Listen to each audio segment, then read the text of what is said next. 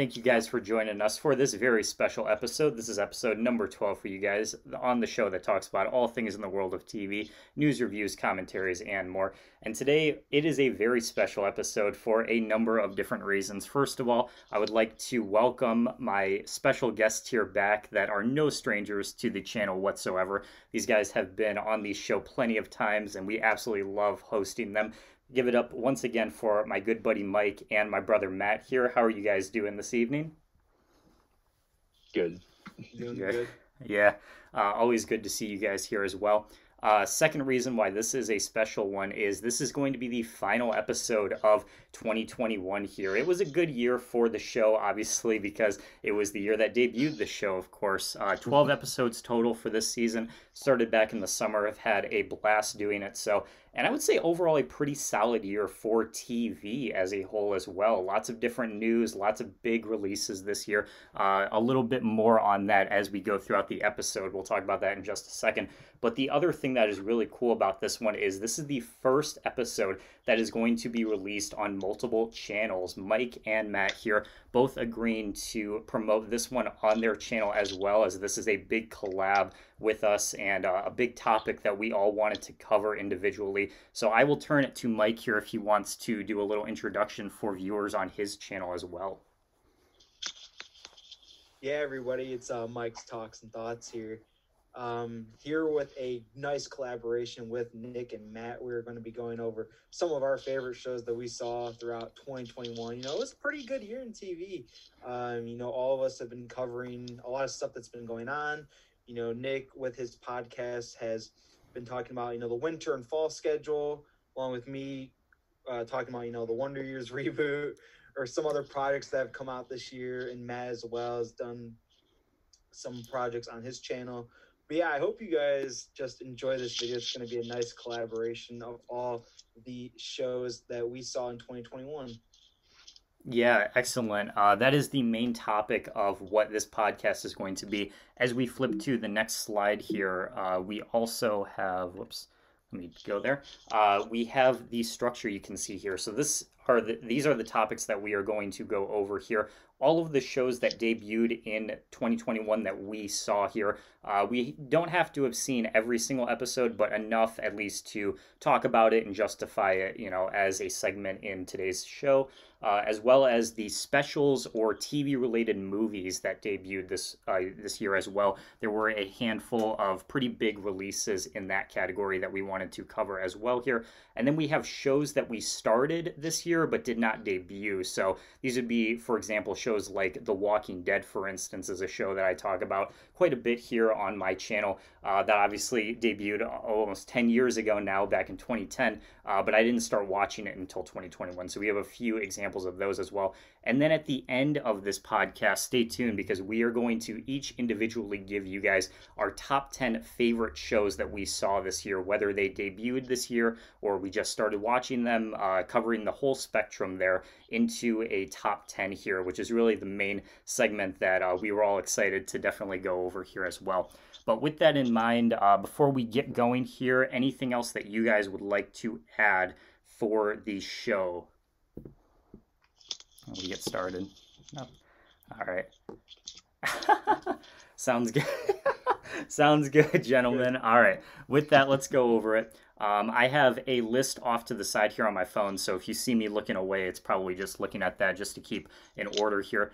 The first show that we're going to cover here, actually the most recent debut of 2021 here that we saw, this debuted back on December 7th here. It was actually originally scheduled to be one of the first shows primarily on the winter season in January here, but the network that it debuted on actually moved it up a little bit just to give it some more hype and give it kind of a special pilot episode debut just to kind of drive interest for the show. One that I really like myself here, and that show is going to be Abbott Elementary here. With each of these, I have some stats here that we can go over, and you can see visually also what the show is like as well. It debuted, like I said, on December 7th there on ABC. IMDb score currently showing a 7.7 here. Definitely one of the strongest debuts this year. for a fan favorite as well as critics there. You can see a 100% rating on Rotten Tomatoes. Very, very good there as well. And then the average viewership, obviously just one episode, like I said, just the pilot so far, but pulled in a little under 3 million. That was pretty strong for ABC considering that they have not had the best track record this year with their comedies, so this is definitely pulling them up a little bit. Seem to be doing well with the 18 to 49 demo as well, which is something we discussed. So looking pretty strong there as well. Matt, I'm going to turn this one to you first because I know you and I both saw this first episode here. Any thoughts that you'd like to give for Abbott Elementary? Yeah, so the show was pretty great from what I saw. I only, obviously, like Nick said, the pilot is the only episode out right now. And now for some reason it's on like kind of a break, even though they only made one episode. So they really shouldn't be doing that, but whatever. You're going to come back in And January. I would say, yeah, I'll come back next year. Yeah, the episode was really good. It was about school basically, and this teacher who has to, she's a new teacher at the school that's kind of, not doing too well, that, has a lot of budget cuts and stuff, and she wants to try to make it better. And the show, I think, definitely is very realistic in terms of like how public education is, how it's funded and stuff. Definitely not the best. Obviously, it's not like Detroit or anything, but, it's not all that great, funded. But, yeah, the show was excellent and definitely one of the better sitcoms to come out in the last couple of years on the ABC network. Definitely better than the Connors, that's for sure. And definitely better than the Wonder Years, but we'll get into that, spoiler. But and a couple other shows here and there. But yeah, overall, I thought it was a pretty good show. I definitely would give it probably like a 7 out of 10. All right, solid. Yeah, for me, the closest that I would compare this to is definitely something like Parks and Rec. The lead character here, very determined, very passionate about what she does, very similar to Amy Poehler's Leslie Knope on Parks and Rec there. Kind of stuck in a system that doesn't really believe what she is trying to fight for, essentially, there, like Matt described it. It has that mockumentary feel, very similar to, again, something like Parks and Rec or Modern Family, to connect it back to an ABC show. Kind of has that workplace comedy vibe as well, but a lot of likable characters on this one. Definitely see a lot of potential here for sure. I think this is going to be a show that gets better over time once more people kind of discover it. But for a pilot episode, especially like Matt said, the last couple of years, ABC just not having the best track record with their sitcoms, this was definitely one that they needed to shake things up a little bit. And I think it's definitely going to bring them some more attention in that regard.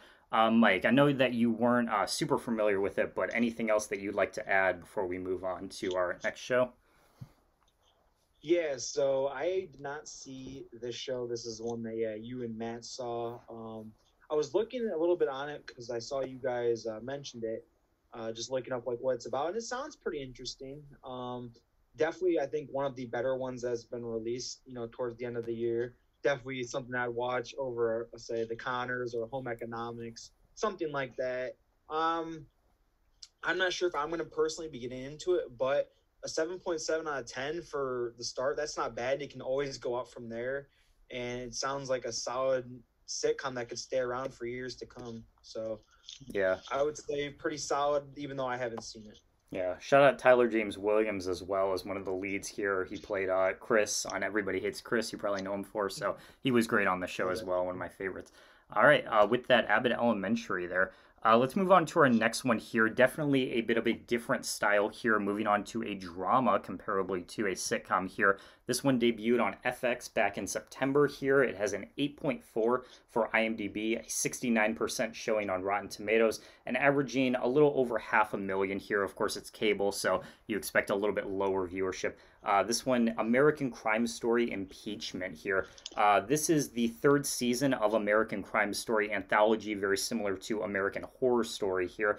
And this particular season is all based around the Bill Clinton Monica Lewinsky scandal that happened back in the 90s here. Some really good performances on this show here. Definitely one of my favorite dramas from the year. I don't need to really go super in depth with it because I talked about it actually in my previous video, the How I Met Your Mother episode of Filing Filmographies, if you want to check that out.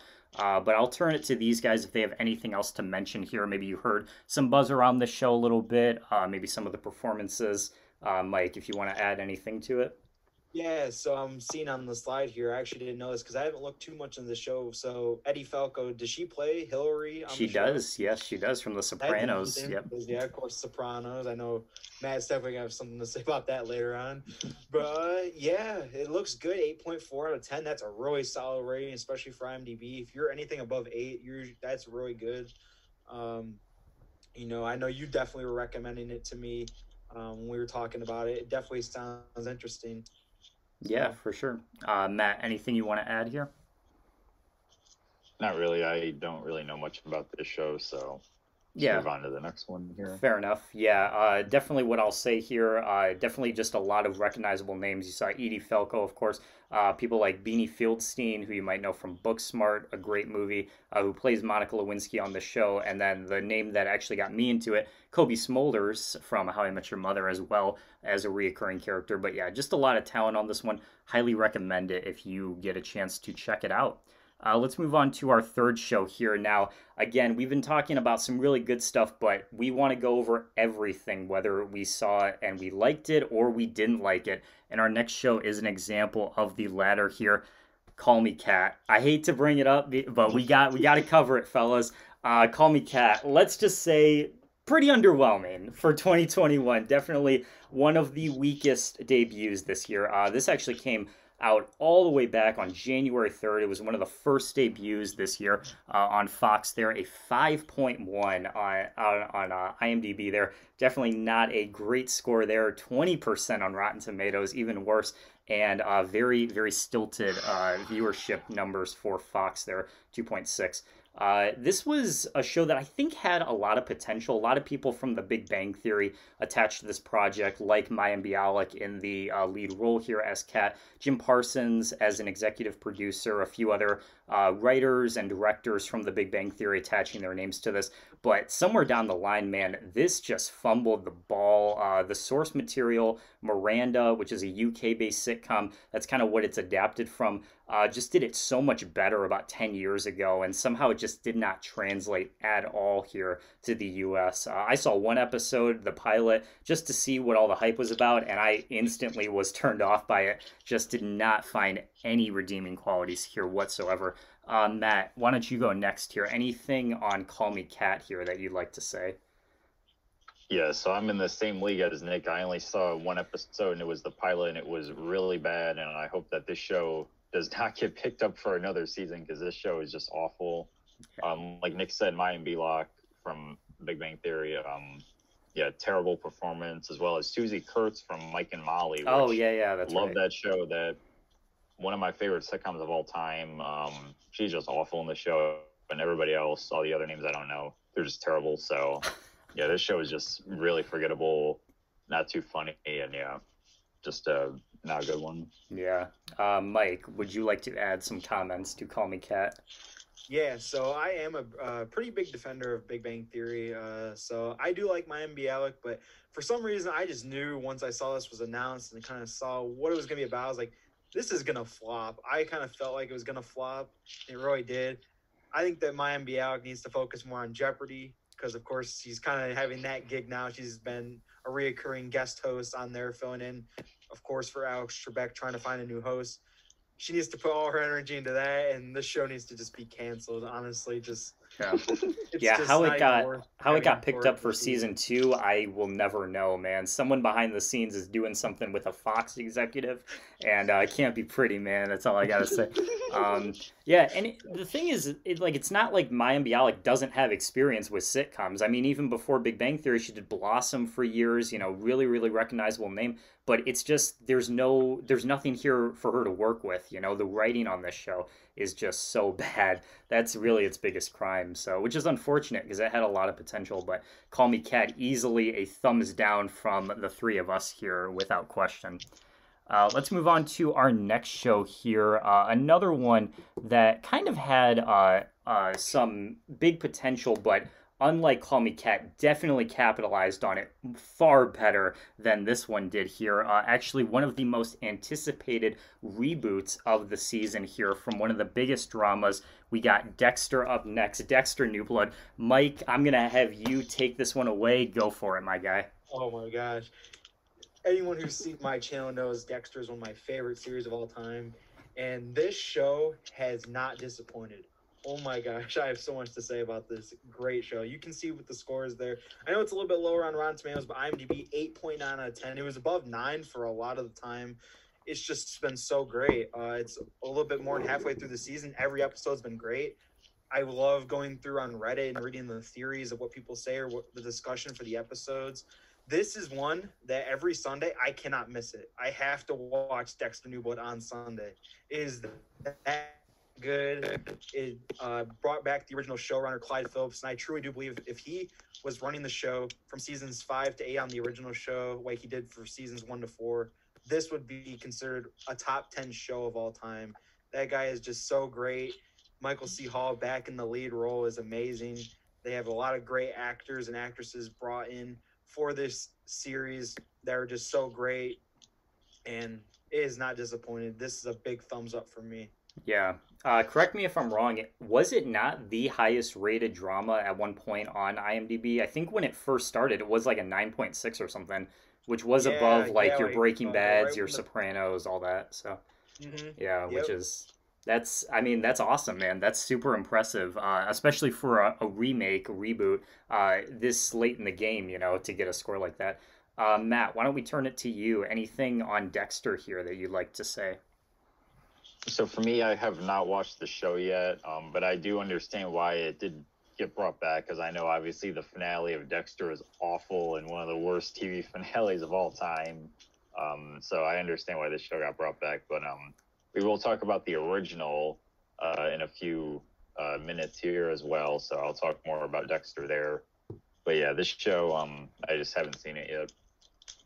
Okay, fair enough. The one thing I wanted to add here was I feel like it could have been, one of the biggest commercially successful. Obviously, Showtime, it's premium cable, so you're going to lose some viewership there. But you guys know me, I'm a viewership junkie. I love looking at those stats. There was another show that premiered around the same time. It's a new season called Yellowstone, which is one of the biggest dramas on TV right now, and then going up against Sunday Night Football as well there. So a lot of heavy competition going against this show here as far as, competing for eyes, but definitely the people that have seen it there, like you said, 8.9 out of 10 here on IMDb. People are just enthusiastic as hell for Dexter here.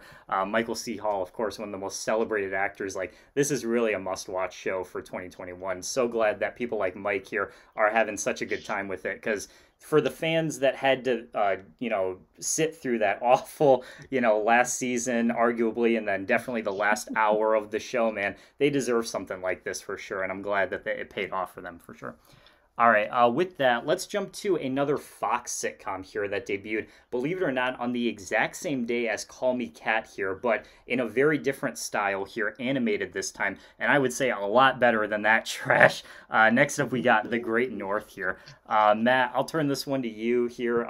Fox, of course, IMDb is 6.5, another one that has 100% on Rotten Tomatoes. A lot of people really, really enthused for this one as well. Matt, your thoughts on The Great North here? So for me, I understand why the show is kind of weird, and like it is by the people that did Bob's Burgers. So I can kind of understand why it's kind of a weird show and why some people may not like it. But it is definitely getting some praise right now ever since it came out this year. And it's already on its second season this year, which is pretty cool. The show is pretty good. You got some pretty great actors on there. You got Will Forte. You got Nick Offerman. Yep. Yeah, a couple other people. So, yeah, pretty interesting show Alanis as well. Morissette. She's not an actor, Morissette, but yeah. She's a amazing. Yep. Couple really, really memorable episodes that have seriously been some of the best cartoon episodes ever made. They're definitely in the last couple of years of animation. Some really cool stuff, some really weird stuff, like I said. that isn't very funny, but overall still a pretty great show. All right, fair enough. I think the one takeaway from it is if you like Bob's Burgers, if you like Central Park, you like anything from the creators behind that. I mean, The Great North is another smash hit from them. You really won't be disappointed with that. Mike, anything you want to add to this one? Yeah, I think this is a solid animated show. This is something I really haven't seen much of, but it's right in that lineup with The Simpsons, Family Guy every night, Bob's Burgers. I definitely think it's a solid show. I've definitely seen some reviews on it. I definitely think it's a solid show. All right, fair enough. Simple, straightforward. Yeah, that's what you get with The Great North there. Let's move on to another Fox animated show. Now, this one I don't think as popular. Definitely one that I haven't seen, but definitely had some positive reviews for it as well. Here was Housebroken. This one a little bit more of a mixed bag, but certainly has its defenders. If you like the Fox animated lineup, like I know Matt does here, has a 6.1 out of 10 on IMDb, 50% for Rotten Tomatoes, and like I said, a little bit less popular than The Great North there, so not as many people watching it this time, but this one premiered back in May. Matt, I think you were the only one that saw this one, so why don't you give your thoughts on Housebroken? Yeah. So I think this is another one by Lauren Burchard or whoever does Bob's Burgers. I think they did this show as well. Correct me if I'm wrong, but I'm pretty sure. But yeah, this show isn't that funny. It's kind of dumb and just kind of juvenile humor. They kind of stupid, gross out humor, about like shit and piss basically on Bob's Burgers. That's all that the show really has to offer. So it's not all that great, but it's definitely better than some other animated shows from Fox, like High School USA and Bless the Hearts and stuff, but definitely kind of forgettable. So yeah. All right. Isn't Lisa Kudrow on this one? Doesn't she play the main character? That's Yeah, like the I only think thing I know so. about it. But yeah. Yeah, I don't know any of the other actors, but yeah, she's in it. Okay. That's really all I've heard from it. This is probably the one show like on this whole list that I have the least knowledge of myself, other than what I just pulled up for this slideshow. But Mike, anything at all to add to this? There isn't much to add, but I definitely can see here that so it looks like it's got a lot of animals in it. That's something different. But I am gonna be honest, I don't know too much about this show. I would probably say The Great North. Check that one out if you're looking for an animated show. But Yeah, Housebroken is kind of out of the barrel. No. It almost reminds me of like The Secret Life of Pets meets Bob's Burgers or something like that. It has like that same sort of feeling to it. But yeah, Matt said like kind of juvenile humor. So maybe pass on this one. Definitely check out The Great North as opposed to it. All right, going to another reboot here, live action this time. For a 2021 show here. This was easily one of my most anticipated ones and easily one of my favorites for the entire year after seeing it all the way through. Super nostalgic source material here for us. You already know what it is, guys. We got... I think I passed it. Hold on. Sorry, I got a little excited. Okay, wait a minute. Oh, man. The whole stream is coming. Okay, the whole stream is coming apart. There we go. All right, we had some lag there. We had some lag on Zoom, so it didn't come up. All right, anyways, boom, iCarly. All right, you didn't see that other stuff yet, viewers. You didn't see it. iCarly here debuted back on June 17th on Paramount Plus here. IMDb score 6.5, a little bit lower than the original. At one point it was higher, but I think since then it's gone down a little bit since people have sat with the show. But still showing it 100% on Rotten Tomatoes, and we don't know exactly the viewership because it is streaming, but it did get renewed for season 2 there, so that's cool. Yeah, but like I said, this is one of my favorites. You guys know that the original iCarly is my favorite Dan Schneider show of all time, one of my favorite Nickelodeon shows. I mentioned that countless times here on the channel, and this is just a more grown-up version of it. We get to see these characters in their present day when they're, in their mid-20s going through adulthood, as opposed to their teenage years from the original show here. Of course, it brought back Miranda Cosgrove, Jerry Trainor, and Nathan Kress, who play Carly, Spencer, and Freddie, respectively here. No Sam or Gibby. That was really one of the main headlines that people are taking away from it. But after watching it for myself, I can say, honestly, I don't think they were needed here. I think the new characters definitely are sufficient. Harper and Millicent are the two new characters, and I really enjoy them as well. But as long as they got Spencer, that's really all that matters to me. Jerry Trainer is such a legend. But that's really what I have to say on it. I'm definitely looking forward to seeing more from this in season 2 for sure. Not exactly sure when it's going to drop, but sometime next year they've confirmed, so that'll be exciting to look out for. Mike, why don't you go next here? The iCarly reboots. Yeah, so this was one that, Glenn, you were talking about a lot to me to check out. I was saying to myself that I was going to check it out once the first season finished. I definitely think I am going to check it out before season 2 premieres. Got to see when that's going to be. But I definitely think it's going to be great. Of course, Miranda Cosgrove, Jerry Trainer, Nathan Kress, all back from the original show. That's going to bring back a lot of memories, of course. I've seen some clips from this as well. It definitely is matured, of course. There's some cuss words in it. Yeah, that's classic. A lot of like sexual storyline, like relationship storylines, you know. So definitely more mature in that sense. But yeah, continue. Yeah. I definitely think I'm going to check this one out, though, if I have some time before season 2 drops. All right. And Matt, your thoughts on iCarly 2021? So I have not seen the show yet. I'm sure it's amazing, you know, because the original iCarly, like Nick said, is definitely not my favorite, but definitely one of Dan Schneider's best shows. Definitely a nostalgic show for everyone in this group right now.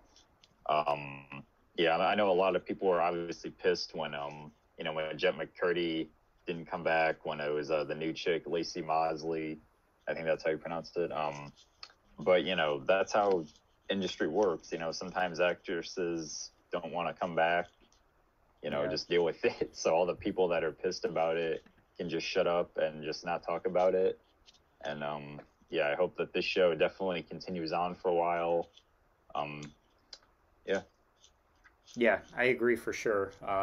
It's kind of unfortunate, her situation, specifically with Jeanette McCurdy, because there were a lot of stories coming out about why she decided not to come back and kind of some of the stuff that she went through when she was working on the original iCarly. But hopefully she's in a better place now. I've seen some interviews with her, and definitely sounds like she is pursuing other bigger ventures in Hollywood outside of just acting. So that'll definitely be good to see. But yeah, there we go. iCarly 2021. Moving on to our next show here, another sitcom. This one on NBC here that, again, is pretty recent, actually. Didn't get a ton of buzz, but definitely something that I wanted to check out myself here, called Keenan. This one premiered back in February. It had some mixed reviews and definitely a little bit lower on the viewership there. For me, the main reason why I wanted to watch it myself was because I'm a huge SNL fan, and of course Keenan Thompson here, he has the longest running stint of any SNL cast member of all time, and they finally decided that they were going to give him a primetime show. Of course, you might know him also from the Nickelodeon stuff he did back in the day, like Keenan and Kel, and him on All That and stuff like that as well. But this show is really fun. I've seen a few episodes here and there. Sees him working on a local news show, like one of those cheesy morning local news shows, and having to kind of go about his day after his wife passes away, and the struggles of raising his 2 daughters on his own, and kind of getting some family to help with that and stuff. But it's just a really heartwarming show, has a lot of sweet moments to it. I know some people would call it like a big SNL skit, because Chris Redd is also on the show, and he's on SNL currently, and it's produced by Lauren Michaels, so it has some connections there. But if you like SNL, you like Keenan Thompson, this is going to be right up your alley. Anything that you guys want to add to this one? Probably didn't watch it, I don't think, but if you want to add something. I think, yeah, so this looks interesting for sure. Of course, I think this is a great show if you really like Keenan Thompson. I feel like this, you know, if you really like him as an actor, this would be definitely one that you'd want to check out. All right. And Matt, anything else? I have not seen the show yet. I'm sure it's probably amazing. Like Nick said, Keenan Thompson's a great actor on SNL, but I have not seen the show yet. So I can't really speak about it. Yeah, this one also coming back for season 2 in January, so that'll be fun to check out as well. Let's keep on going here. Our next one here, a show from AMC, the network that brought you Breaking Bad and The Walking Dead and everything, but trying their hand at a bit of a unique take on a sitcom here with... Is it gonna show? There we go. Kevin can fuck himself, censored there for dramatic effect. I was actually introduced to this show when I was actually watching a different show with Kevin James called Kevin Can Wait, which premiered back in 2016. I rewatched it this year, and then I found out that this show was kind of based on that a little bit. It has some connections to it. Essentially, the idea behind this one is it's shot in two different ways. So you can see here in the bottom left, the top part is shot like a traditional sitcom, essentially, with a laugh track on a soundstage with it all, bright, with the lights and everything. It's all brightly lit, and they are just performing comedy, essentially. But when it transitions and it focuses on the main character, Allison, it goes to a much more depressing, kind of dark atmosphere, and it becomes a drama. So it kind of has the best of both worlds here.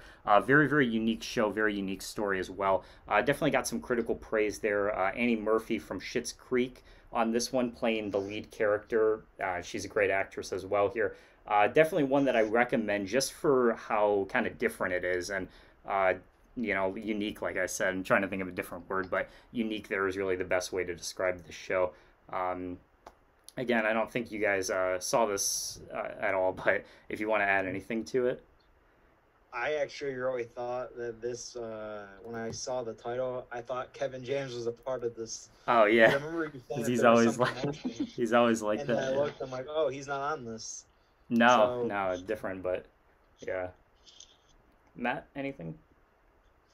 Yeah, I also didn't know that Kevin James was not a part of it, but yeah, the show, when I saw that title, I always thought it was like Kevin James, like a stupid sitcom drama with him, and I thought that is like the dumbest title for a show ever, because there used to be the show called Shit My Dad Says. Right, with William Shatner. Sitcom, yeah, with William Shatner. So it was kind of that same censor stuff, but yeah, this show doesn't look too good.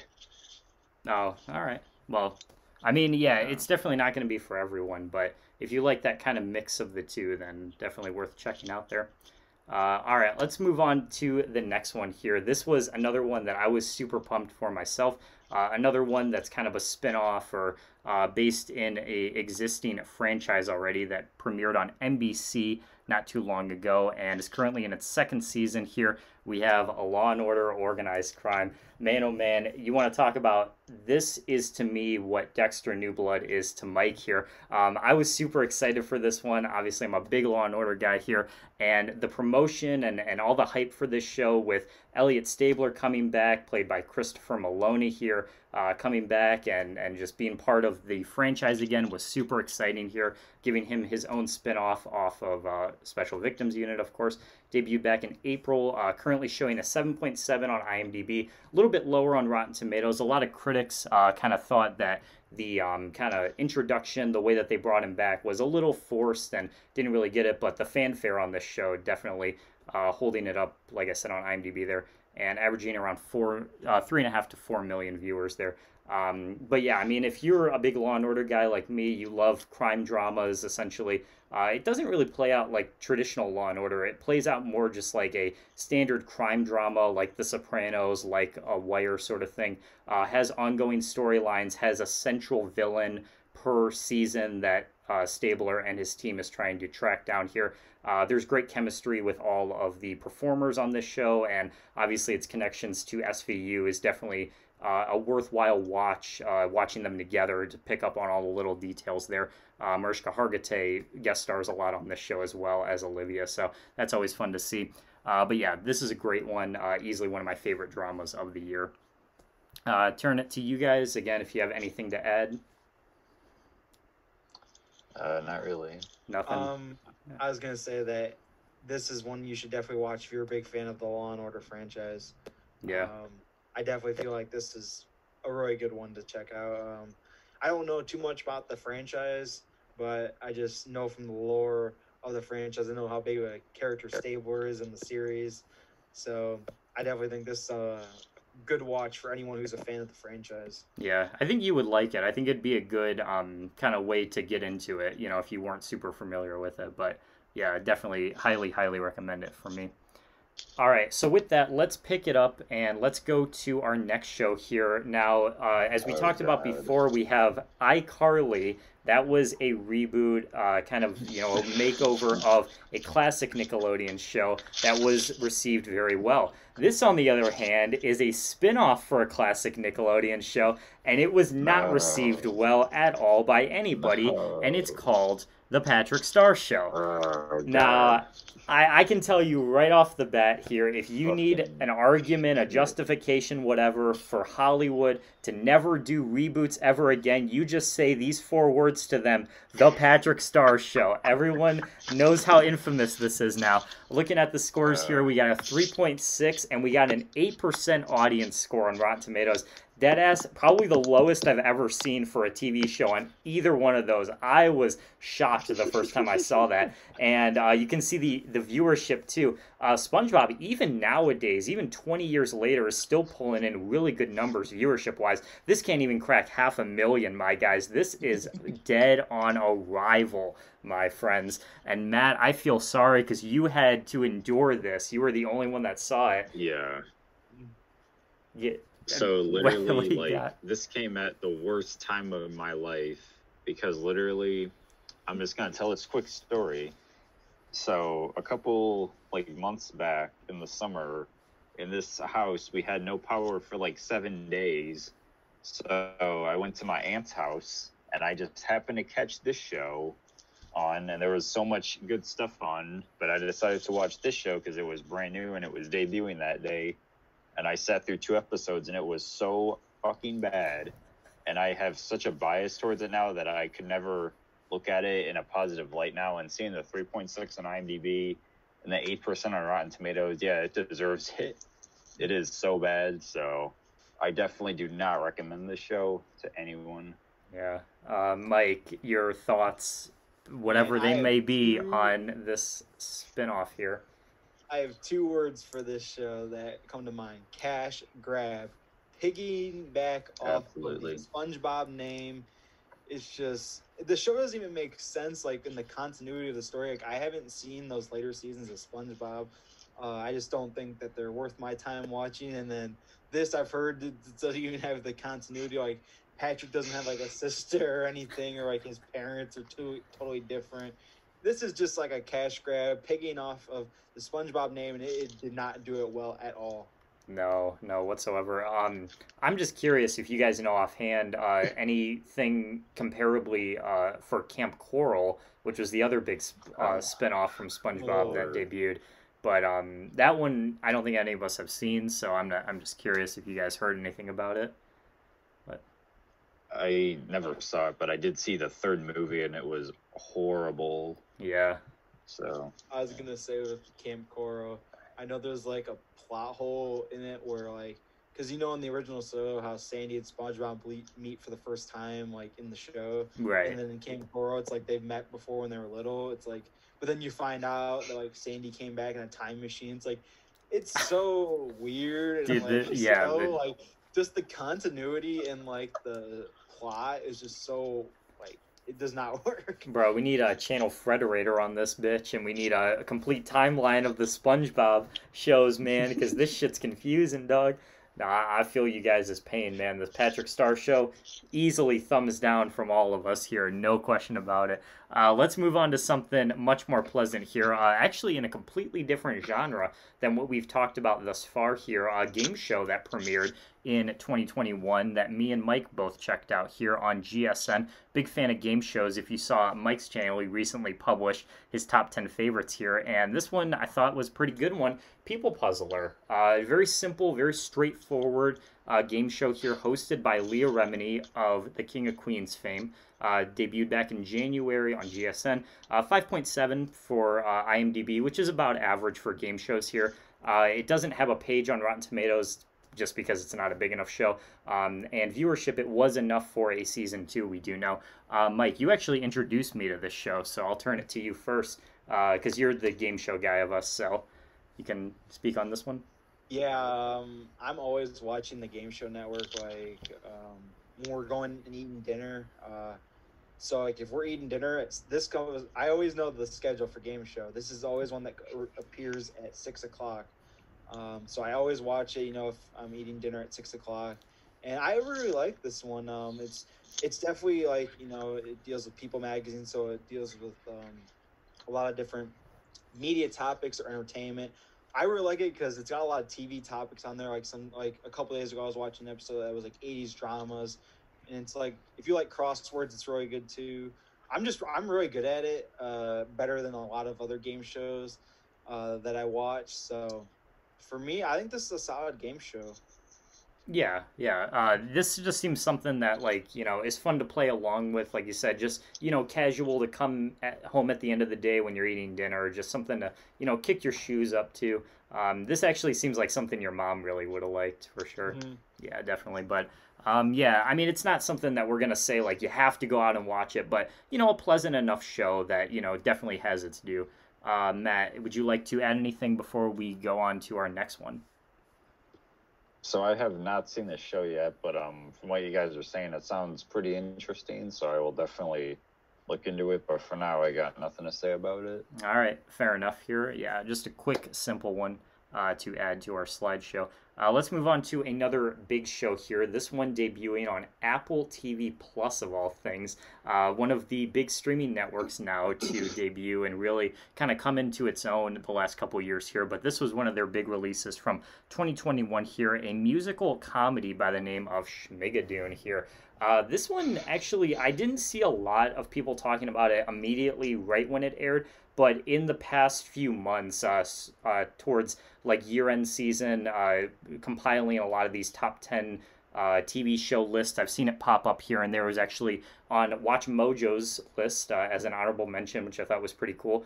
But this one, yeah, it's a musical comedy here, starring Cecily Strong and Keegan-Michael Key. This one has a lot of SNL connections as well. Cecily Strong on SNL currently.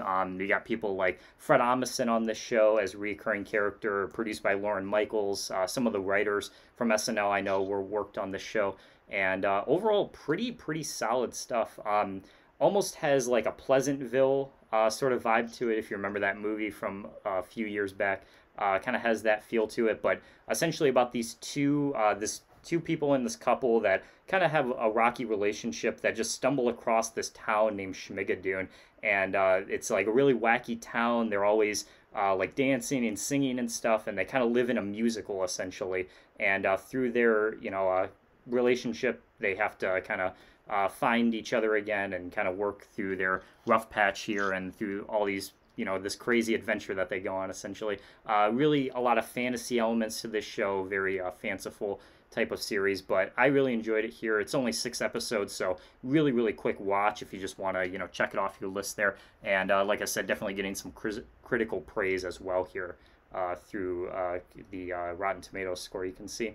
Anything that you gentlemen would like to add to this one? Not really. No. So for me, this is definitely not one for me because I'm not really big on musicals. That's just not my thing. I've had some bad experiences, especially with movies, musicals. But I think if you're into musicals, I think definitely check it out. I mean, 6 episodes. You could definitely knock that out in one day if you wanted to. So, yeah. Matt, anything? Yeah, I don't really have much to say. I guess, like, again, what Michael was saying, if you do like musicals, like, for me, there are some good ones and there are some really bad ones. Like Les Mis, obviously, we all probably hate. But, yeah, this show sounds okay for now. All right, fair enough. Yeah, it's definitely not going to be for everyone. But, again, if that's something up your alley, I'd say give it a shot. All right, but by comparison, our next show here, everyone was into, even though it was a very unique concept and not a lot of people knew exactly what it was before they watched it here, but just kind of took the world by storm here. Really, if you're a TV fan, you couldn't not have watched this show last year. That, my friends, is Squid Game here. We had to get to it at some point. Mike, why don't you talk about it first here, your thoughts on the Tiger King, essentially, of 2021 here, the show that just wrapped everything up in it. This show is 10 times better than Tiger King. That's all I'm going to say. I saw both of them. I like the what you play here, like fucking billion views. Dude, it's crazy. Show on Netflix. Like, this was everywhere for at least a month. Like, maybe even more. Like, couldn't go anywhere on social media without seeing this. YouTube, Twitter, Instagram. It was everywhere. And this, I really did enjoy this show. I know some people, are like kind of giving it flack or, just want to hate, but I think it was a solid show. I do think that, the creator is kind of getting pressured in now to making a season 2, and I'm not sure how that's going to go, but they're probably going to give him a really good team to produce something really good. I definitely want to see like a prequel. That has me more interested in like a season 2, but I think this was a good show. I liked all the games.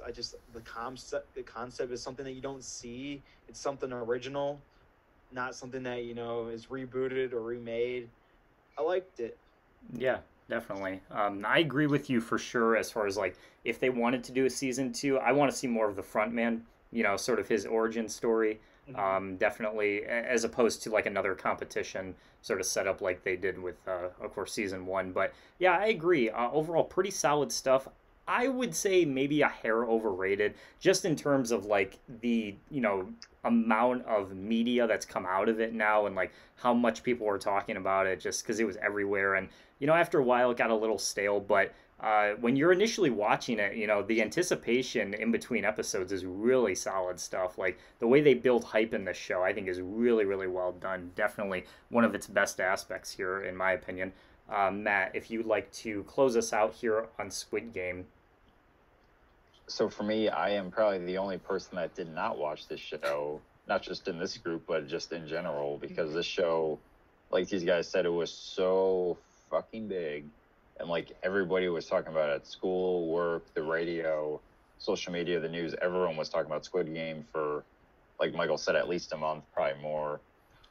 At the same time, though, when this show was out and was like fresh and overhyped, I was really getting into the Saw movies, and I really just want to compare them because they are just they sound super similar. And I'm just kind of surprised that a show like this was like really popular.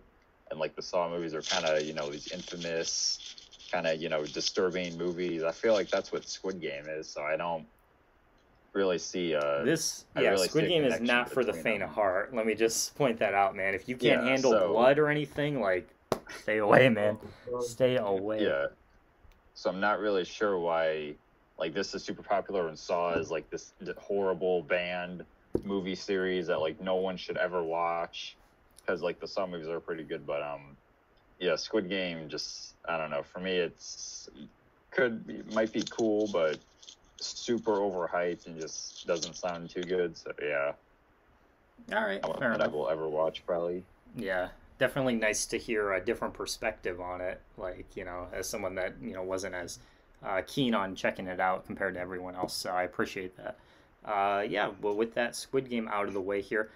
Let's move on to our next one here. Second to last of this first section of just shows that debuted this year. Arguably even bigger than Squid Game, at least in the first few months of the season here, especially because this was the first big streaming show that came out on Disney Plus way back in January here. Little known show called Wandavision. I actually forgot that this came out this year because it feels like it was so long ago, and then they had all the other Disney Plus MCU shows come after it, of course, and then Squid Game, so I kind of forgot about this one, but still a very good series here. 8.0 on IMDb and 91 on Rotten Tomatoes here. I think I was the only one that watched all this one through, so I'll take the lead on this. Has a very similar kind of idea to Kevin Can Fuck Himself, where it has the same kind of like back and forth style with the sitcom elements and then also the dramatic and the more action side that Marvel from, of course. Elizabeth Olsen on this show as Wanda here is fantastic. Probably in my top 10 favorite performances of the year. Just so emotional, so realistic. Like you really buy into her story and her relationship with Vision and all the, chaos that goes on this show as well. But of course, as a sitcom guy, those elements are just a lot of fun to see.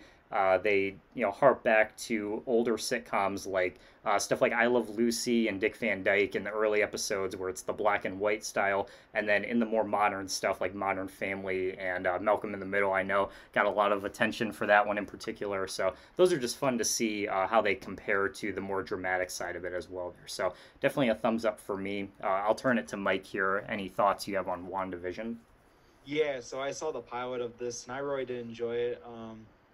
This is definitely gonna be the one that I check out of the, because now I know they did Falcon the Winter Soldier, then they did Loki, now they're on Hawkeye. I definitely feel like WandaVision is gonna be the one that I want to check out. Definitely solid. I really did like that pilot, so I definitely think this is gonna be one that I come back to, just because I believe it's what, 9 episodes. Yep.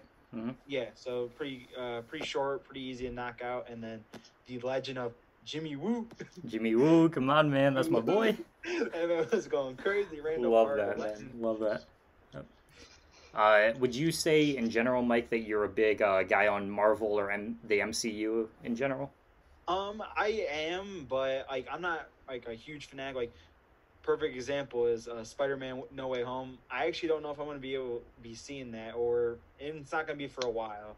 I definitely do like it, but it's not something that I have to see everything, every single thing of the series, like every TV show or movie that they put out or anything like that. Yeah, that's the exact boat that I'm in because, like, after watching this, I definitely enjoyed myself some WandaVision, but really had no interest in seeing Falcon and the Winter Soldier or Loki or anything else that came after. But this one in particular just struck a chord with me.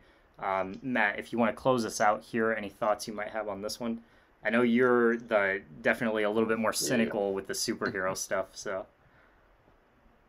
Yeah, so for me, just like Squid Game, I did not watch the show, and I have like zero interest in watching it. As you guys probably may or may not know, I am not a huge Marvel or DC fan, so I really could just care less about all these damn shows and movies. So I feel like that's pretty much all I have to say about WandaVision. Yeah, just not really your cup of tea, huh? Fair enough.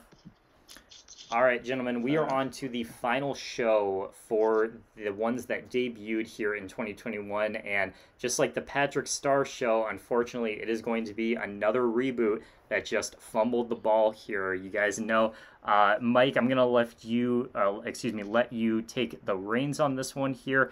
We're going to talk about the Wonder Years 2021 here, as much as their comment sections are just going to get overwhelmed here. Debuted back in September on ABC. Critics seem to enjoy it. It has a 95%. I ain't gonna take that away from them, but the audience score here with a 5.7, definitely one of the lower ones that we have seen for today's slideshow. Mike, go ahead.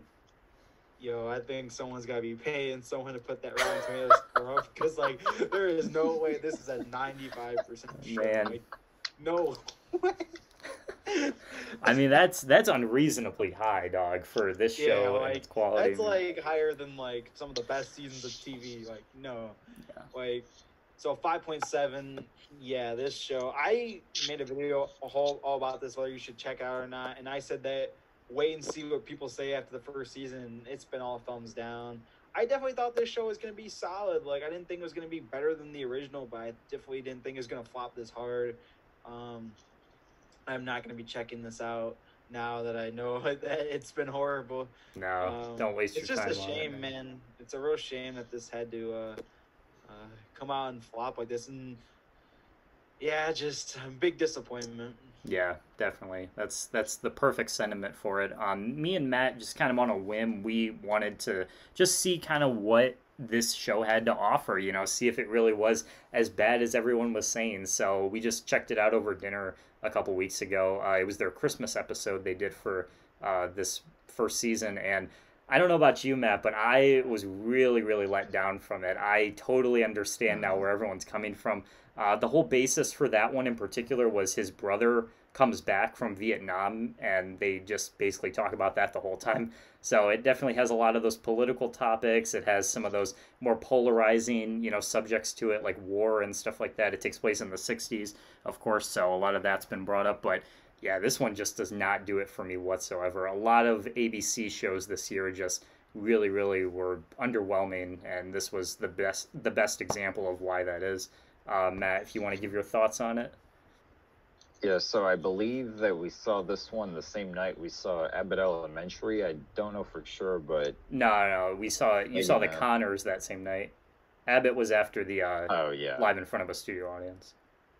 Oh yeah, which that was kind of stupid too. But anyway, so that's a whole other story. But yeah, this show wasn't all that great. Definitely You know, I haven't even seen the original, but I could tell that if this show gets a 95, there's no way that that's possibly true in any way, shape, or form. And I don't even know what Rotten Tomatoes gave the original, but I'm sure that the original is 1,000 times better than this awful fucking reboot. So definitely not a good one at all. No, but that's actually a perfect segue into this because we do have the original to talk about. Instead of throwing it right at the end, I wanted to put these side by side just to compare because this is the perfect example of why you should not do reboots, right? The original Wonder Years not only has a stronger IMDb score, 8.3, a much bigger improvement, but also has a 100%, even topped out on Rotten Tomatoes, which seemingly was nearly impossible considering 95, but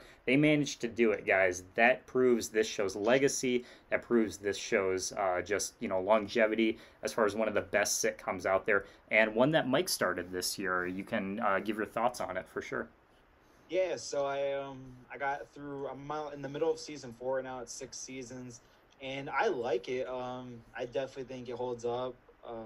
It's a show, yeah, it took place back in the 80s, early 90s, and it, of course, follows the late 60s going into early 70s.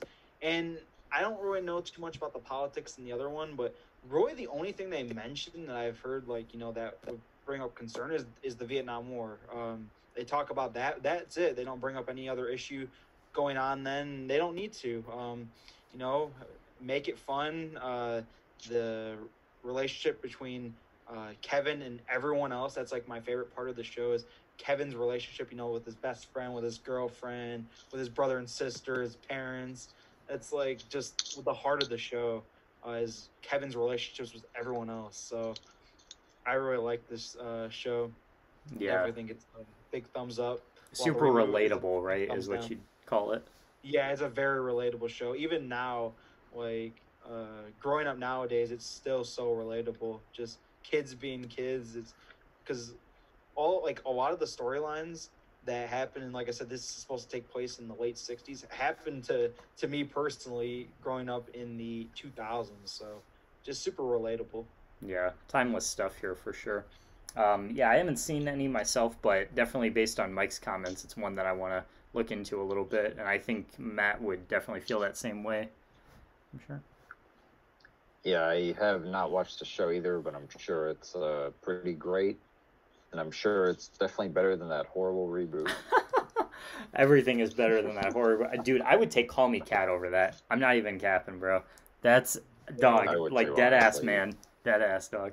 So yeah, there we go with the Wonder Years. So yeah, definitely let us know your thoughts on this one in the comments. Definitely curious what people have to say.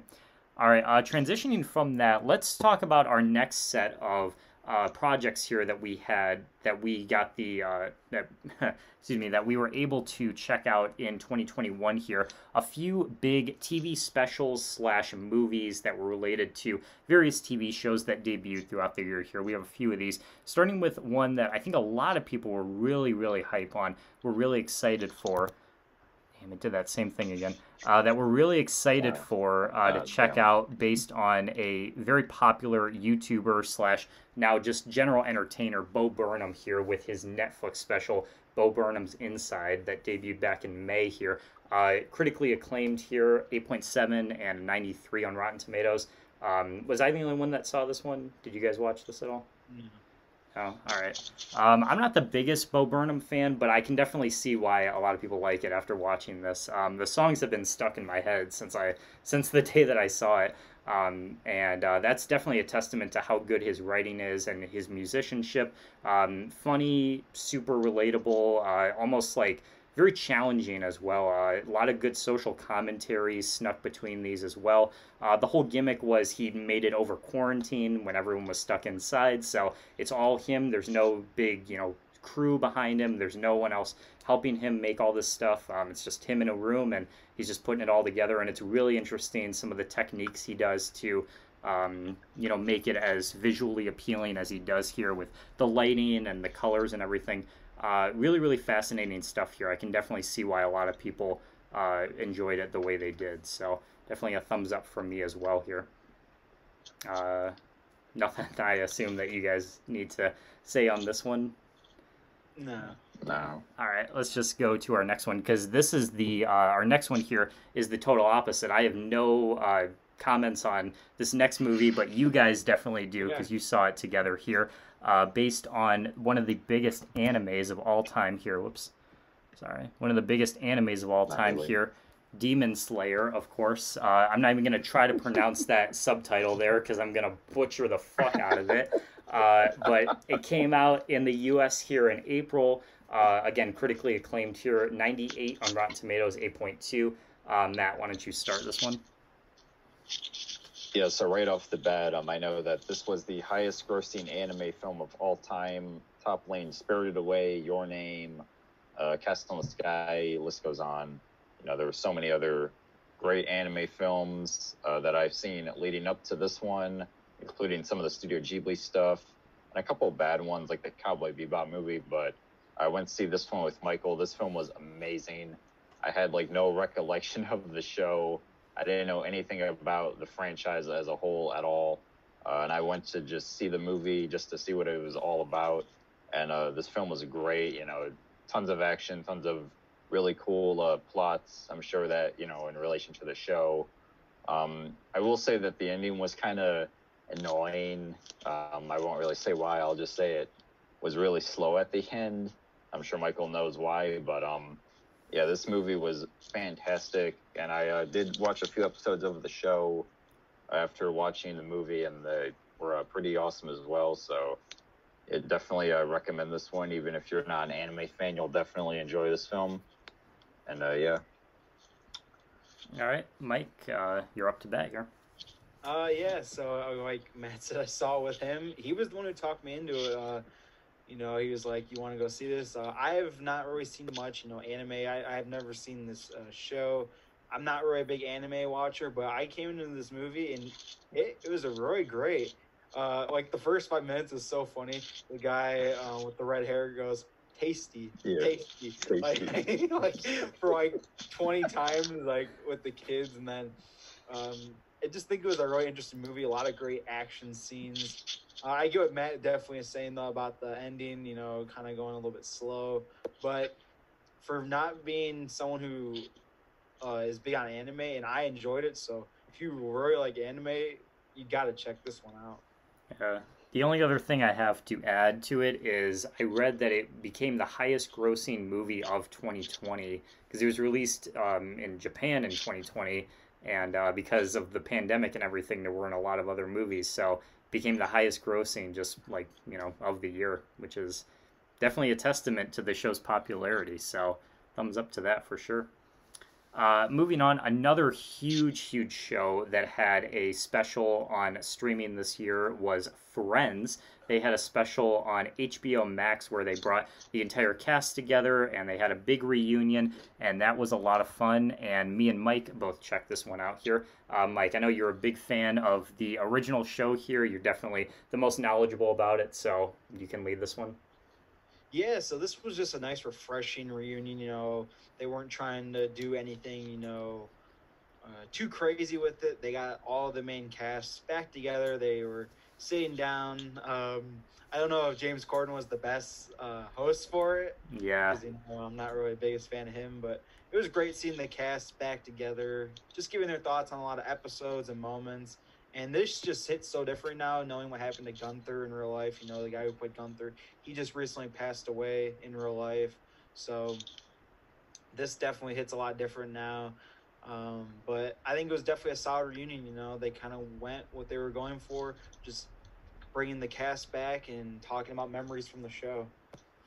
Yeah, definitely. I'm not the biggest fan of Friends in general. I have my, you know, criticisms of it, but I can definitely respect it as a whole. Like, it certainly has made its name in the TV sphere, and certainly as far as sitcoms go, it's probably in the top 10 overall most popular for sure. But I love these sorts of things, like these documentary, when they do the interviews, the behind the scenes sorts of things. Seeing the original cast back together was awesome, obviously. The one thing that me and Steph, when we watched it together, that we were just kind of ragging on is some of the people have definitely aged better than others for sure. We thought Matt LeBlanc for sure was he definitely hasn't aged the best, but I mean that's just like a little niche thing. But other than that, it was a lot of fun to see for sure. Just kind of to see the novelty of it more or less is really cool. So, but Yeah, so I was gonna say about that aging. Yeah, David Schwimmer and Jennifer Aniston, especially Jennifer Aniston, she's aged like fine wine. But the rest of them are like Schwimmer and Aniston are like the two that kind of aged well. The other four, it's like, dude, they yeah, aged. they definitely aged.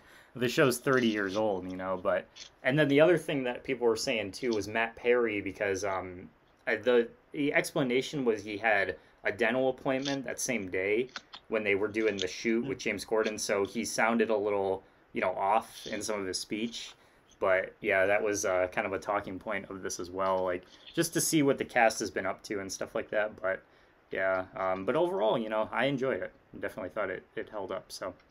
All right. With that, we have one last of these movie special sorts of things to talk about here. This one based on one of the biggest dramas of all time. And actually, this was really cool because the three of us actually got to see this one together in person, which was really neat. And that was another one on HBO Max here that we saw was, let's see.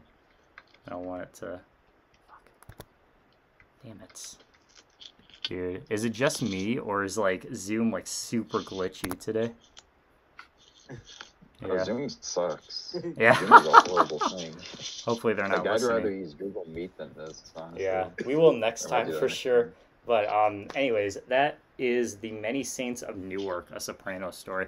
I'll go first because I'm the only one that hasn't seen the original Sopranos, so I'll make mine quick. I loved it. I thought it was awesome, man. The action, the story, characters were great, performances. Of course, there was a lot of buzz around Michael Gandolfini taking over for his dad in the same role as Tony Soprano. But yeah, I really enjoyed it. Obviously, it has that like classic gangsta, like Goodfellas, Godfather type of feel to it. Definitely got some, kind of mixed reviews from some people. I'm sure there were some criticisms if you were more familiar with The Sopranos, maybe some stuff that they left out or maybe a little continuity error here and there. But just as a whole, everything at face value, I loved it myself. I'll turn it to Matt here because he's the only one that's seen the original show all the way through, so I'm sure he's got a lot to speak on this one for. Yeah, so for me, yeah, Nick was right. I did watch the whole show all the way through. And I thought it was very overhyped. I thought it was kind of disappointing, but looking back, it had some fun moments, but overall, kind of disappointing. The movie was pretty good. I thought that in terms of the story, I didn't really care much about, the plot lines and everything. I know that a lot of people were really complaining about all the plot holes and stuff that they missed, but I wasn't really focusing on that. I was really just more focusing on the action sequences and, just kind of the plot of this movie, not really in relation to the show.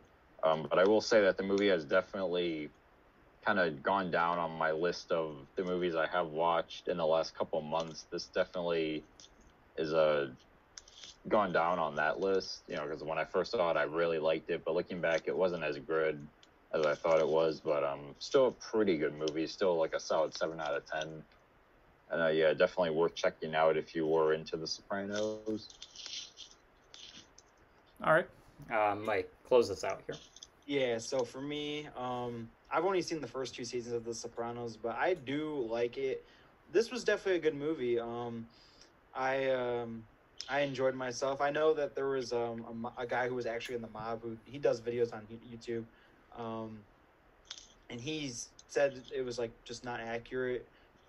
But I still really enjoyed the film, and I really liked the dialogue with Christopher. Because I of course I do know some stuff that happens in The Sopranos. It's just unavoidable at this point. I love the final line of the movie where he says, "Tony Soprano, the guy I'm going to hell for," and of course that's a call back to The Sopranos when he's talked to Adriana on the couch. So that was great. So yeah, I enjoyed it though. Yeah, there was a lot of what was really interesting about it was there was a good amount of support for it through HBO Max because it was obviously streaming and still released during the pandemic and stuff. So a lot of people didn't go to the theaters to see it, but it built up enough support that they might kind of do either a soft reboot or they might do a sequel to this movie or something. But there's more interest now in the Sopranos franchise as a whole for there to be more projects later on down the line, which is really cool. So definitely enjoyed that. All right, with those two first sections out of the way, we are now on to talking about shows that we watched during 2021 that did not debut here. So these were ones that we started here, that we really enjoyed, that we saw enough of, that we thought were justified in talking about on the podcast today. Starting with one that actually I started here after another collab video that we did in the form of our drama tournament. You guys were a big fan of this show, and I thought it would be appropriate for me to start at least the first season of it, as that's the one that most people consider the best of the series here, in the form of, where is it? Fuck my cockhole. I'm sorry. Okay, you know what? Fuck it. We're just gonna keep it like this. We're just gonna fucking keep it like that. I don't give a shit. Boom. You can see it. That way I can do it like this, as opposed to clicking on it and having it glitch out. All right, man, the podcast always fucking goes off the rails at some point. Anyways, you see it. 13 Reasons Why. Polarizing show, to say the least here. Definitely had a stronger start at the beginning there. I only saw the first season of it myself, and I know you guys watched through it the whole way prior to it, but it lasted from 2017 to 2020. There, 4 seasons. Has a 35% on Rotten Tomatoes, mostly due to those last 3 seasons there, and 7.5 on IMDb there. For me, I really liked the first season. And I'm not afraid to say that. I thought the first season was well done, well produced, had some really tense moments to it, good acting overall. Like, it's a very solid show, but again, I have not seen the later ones, so I can't speak on those. But I liked the first one a lot, and I was glad that I checked it out. I probably won't be watching anymore, but, happy that I saw at least for the first 13 episodes there. So I'll turn it to you guys. Of course, you guys have seen the whole thing, so. Yeah. That first season is great. And then season 2 and season 3 just down the road, and then season 4 is like just so bad, total garbage. Yeah. Like it's one of the worst final seasons I've seen. Season 4 is really bad, but that first season is really good. If you want to just check it out for the first season, just check it out for the first season. Matt, what about you here? Yeah, so for me, this is what I always tell people that have not ever watched the show. First season, amazing. One of the best seasons of television ever made, period. Like, seriously. Season 2, good. It follows, stuff that happens in the first season, but it's not great, but I would still recommend it. Season 3 is dog shit, just all the way. Just, it becomes this horrible teen drama soap opera thing, and it's awful. Season 4 is pretty bad as well, but has a few good episodes scattered here and there. The finale is very disappointing, but, overall the show is pretty good just for that first season. So if you only like that, that's fine. But as long as you like that first season, it's amazing. Yeah, we've talked about this show plenty on the channel in previous videos. I think most people, understand by now. But yeah, I can check it off my list. That's all that really matters to me here for 13 Reasons Why. Jumping to our next one here. This was an HBO show that debuted back in 2018, but Matt specifically here only started watching it this year here with Bill Hader as the lead. It's kind of an action, comedy, drama, whatever you want to call it sort of thing, by the name of Barry here. Currently has aired 2 seasons. It's on its 3rd season. It's renewed for, and another one that's very, very close to nailing that perfect score on Rotten Tomatoes, 99% there, just a hair off, and an 8.3 on IMDb there. Matt, I think, is the only one that's seen it, so take it away. Yeah, so for me, I recently got into the show just a couple months ago. I watched it all the way through. And I can tell you, the first season is hilarious and also very dramatic as well in the kind of, funny performances by Bill Hader are amazing, and the really dramatic performances are just super brilliant and just really awesome. And then season 2 follows along with, what happened in the first season. I won't spoil anything, but I will just say that it definitely drops in quality in like the middle of the season, and then really picks back up at the end and leaves it on a cliffhanger that is really interesting. And season 3 hopefully will make it make the show really awesome. But overall, I definitely love the show. It's definitely one of the best shows I've seen all year. So yeah, I definitely recommend Barry. Yeah. This seems like it was like made for like the streaming, kind of quarantine, because it feels like a show that you'd binge, Definitely has like that aspect sure. to it. So. Yeah.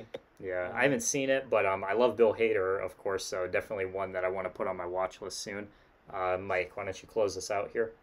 Yeah, so for me, so I have another friend named Nick, who we watched a show that I'll talk about later on this one, but we're kind of discussing like another show that we might possibly get into, and he really wants to check out Barry. I said, yeah, I'm totally on that, because I said that Matt recommended that to me. I said, I definitely want to give that a shot. So we might be watching Barry together, so if that happens, I'll definitely let you guys know how I like it. But it looks good to me. He's a huge Bill Hader fan. Like, that's like one of his favorite actors is Bill Hader. So he's probably a little bit bigger on it than me right now, but Barry's definitely seems like a show I want to check out in the future with him. Yeah, for sure. Yeah, I'm definitely in that same boat. So overall, good stuff here, fellas. All right, another cartoon we have up next here, easily one of the most critically acclaimed cartoons, but one that at the same time is a little bit more obscure than, say, SpongeBob or something like that.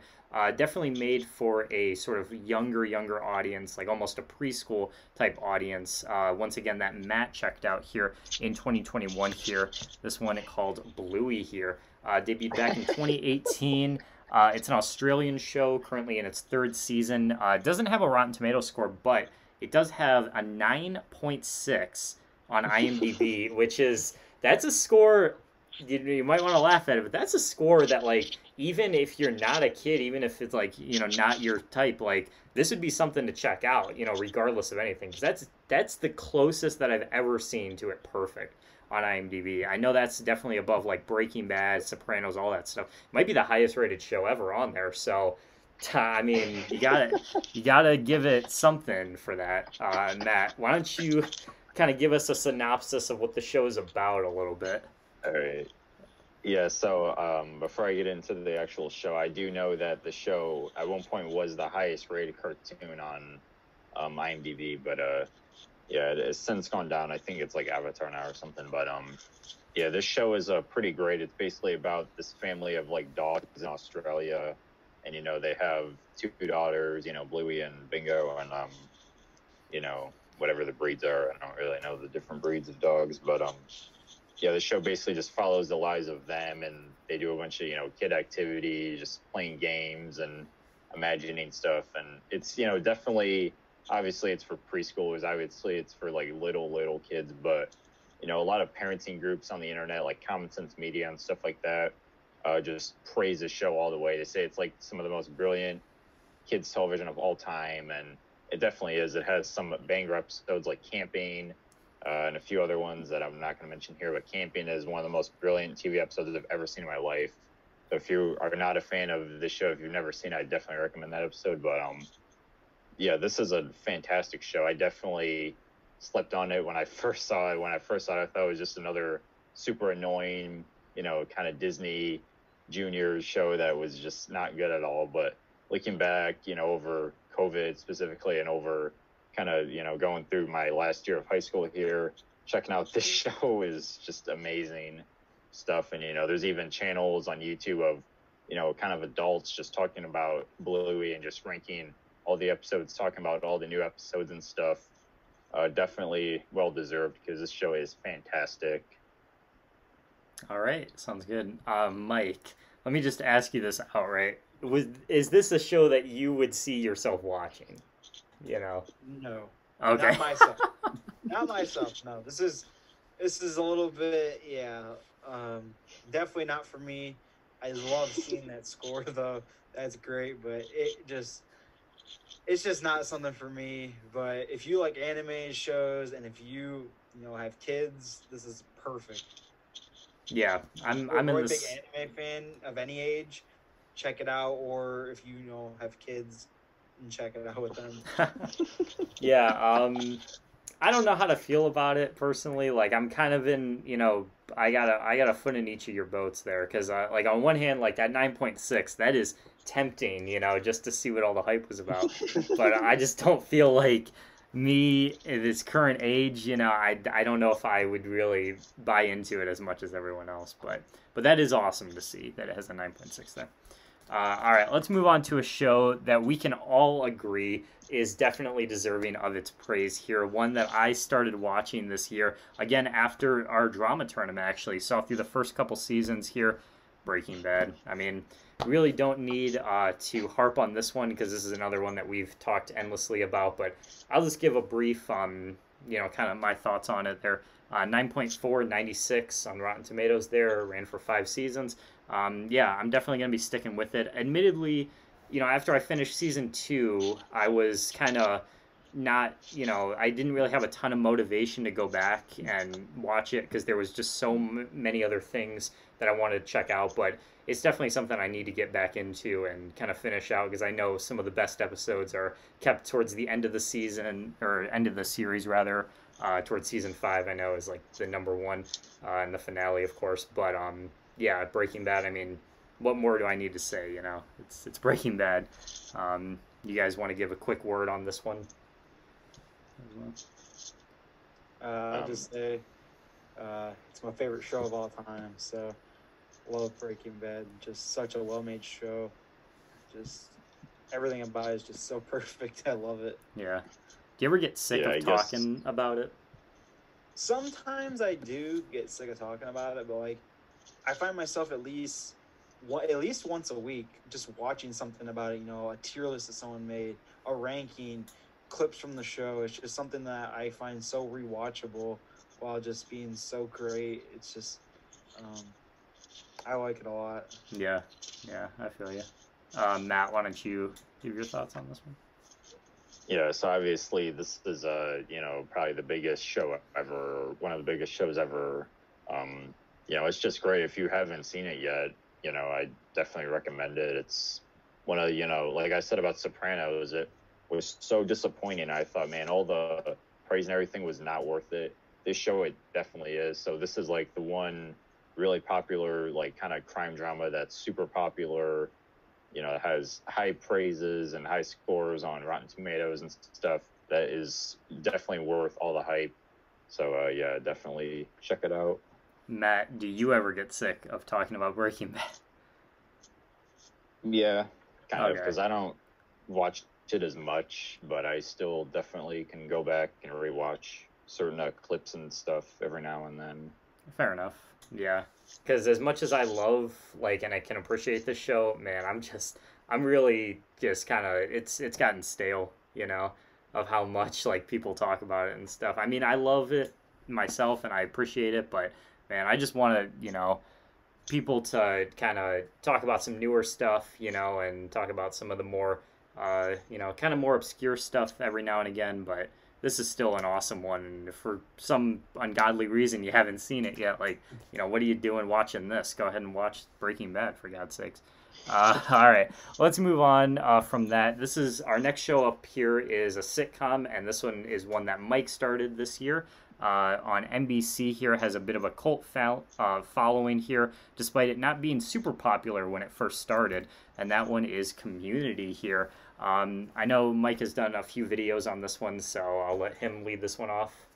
Go for it, man. Yeah, so I saw the first 3 seasons. I do plan on watching the entire series, but I am a little nervous for season 4. That's like where they say the show. Roy didn't do well in season 4. It picked up back up, I heard, in the later seasons, but season 4 is the one bad one. But the first 3 seasons of this show are so good. I love the cast on this show. You got Joel McHale, Ken Jeong, you got Donald Johnny Glover. Jacob. Yep. Yeah, Donald Glover, Chevy Chase, just so many. Yvette Nicole Brown, of course, from Drake and Josh. Yep. Just I don't know something. There was just something I was like looking for. I was just looking for a show, and I'm like, I've heard a lot of people talk about Community, but I haven't heard like a lot of my friends personally watch it. But I just heard on the internet a lot of people like it, so I checked it out. The first season is hilarious. Season 2 might even be better, and then season 3 has some of my favorite episodes ever made in a sitcom or in season 3. So I love this series. Yeah. It's not really my cup of tea, but I totally appreciate how much respect and how much praise it's gotten over the years. It's got that very unique style. Like each individual season or episode has a very unique kind of format to it and stuff like that. Of course, there's some that are like animated as opposed to the live action. They do a lot of experimental things on this show, so I can appreciate it more than I actually like it for myself. Matt, round us out here for Community. I like how Dad always says that this is like the worst show ever made. He always says that about a lot of sitcoms. He's like, that was like the worst show on all of television. He said that about the Great Community. North too. After like giving it he said like that about 5 Great minutes. North. Yeah, he's but, super stuck in his ways. Yeah, but yeah, this show's okay. It's definitely not, like Nick said, my cup of tea either. But it definitely has some fun moments and definitely has a really good cast. So I can definitely respect some of it, but it's just not really for me either. Yeah, fair enough. All right, with that, let's move on to a show that is a little bit more your speed, Matt, one that you started this year. Another sitcom here on HBO, this one starring Larry David, of course, his arguably second most popular after, of course, Seinfeld here. Little known show called Curb Your Enthusiasm, currently in its 11th season. I actually just found out when I was making this. I didn't even know that. But this is another one critically acclaimed. It was on the top 100 TV shows of all time. 8.7 out of 10 and 92 here. Matt, my question for you, because I think you're the only one, again, that's seen it. What made you want to check it out? I think it was really starting a battle between which is better, Seinfeld or Curb Your Enthusiasm, because obviously Larry David's on both. And I can say after watching a few episodes of Seinfeld and like some of the big ones like The Contest and The Soup Nazi, obviously, and then seeing a few episodes of Curb, I can definitely say Curb is definitely better.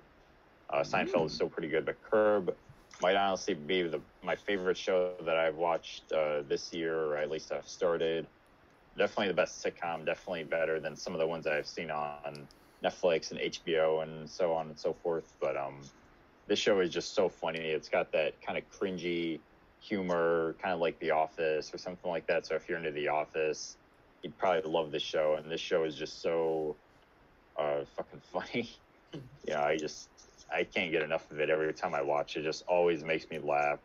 Like the few episodes I've seen are just hilarious. So definitely recommend Curb. Man, sounds like something right up Mike's alley then, based on the way you're talking. So, yeah.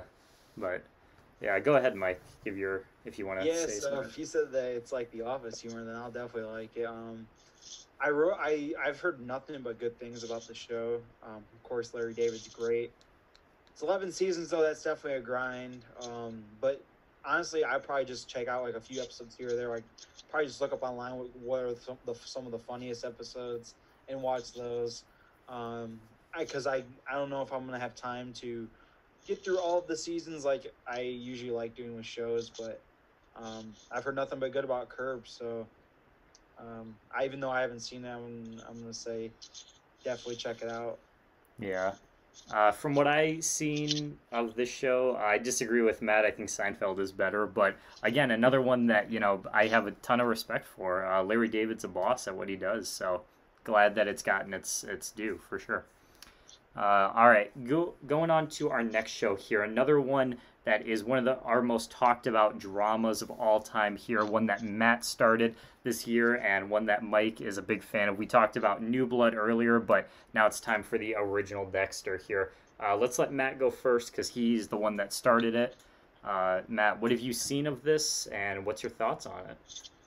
So I think I mainly started the show because we were gonna do the drama tournament, and there were 6 shows that I saw pilots for, and some of them I really got into later, like Grey's Anatomy was one, as well as Dexter, and some that were just awful, like Game of Thrones, which we'll talk about later as well.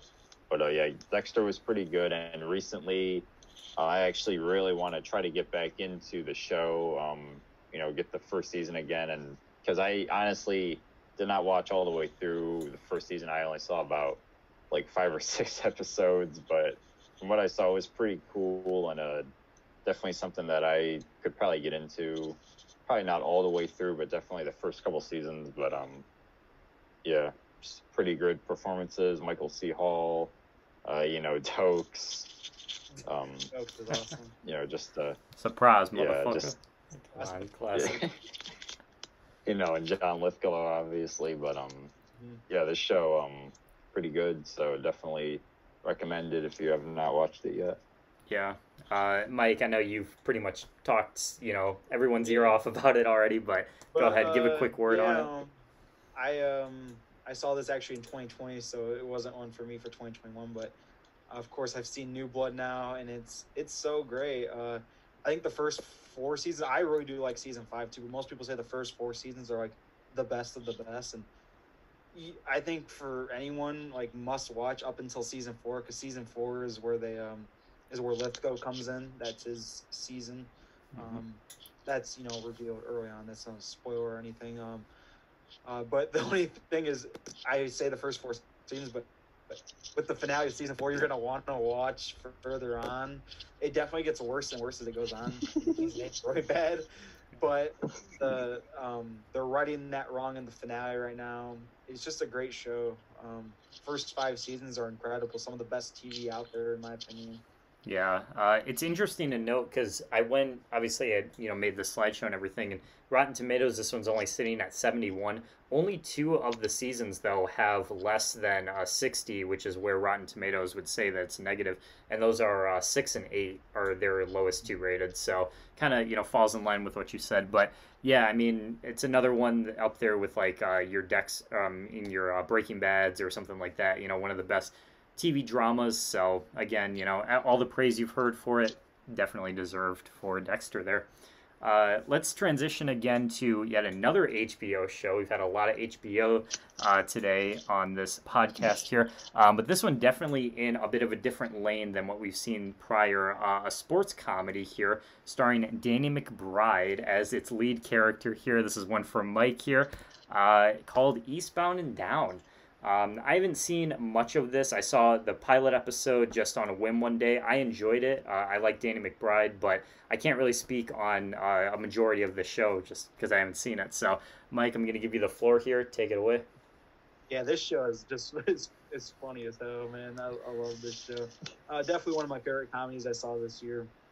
Danny McBride's great, and the lead is Kenny Powers, which it's basically about this guy, Kenny Powers, who used to be a really famous baseball player who kind of loses his confidence, and he gets out of the league, and it's kind of like his comeback story, coming back into the major leagues. But it's not only just about sports; it's also got a lot of great character elements in it. His relationship with Katie Mixon, her character is great.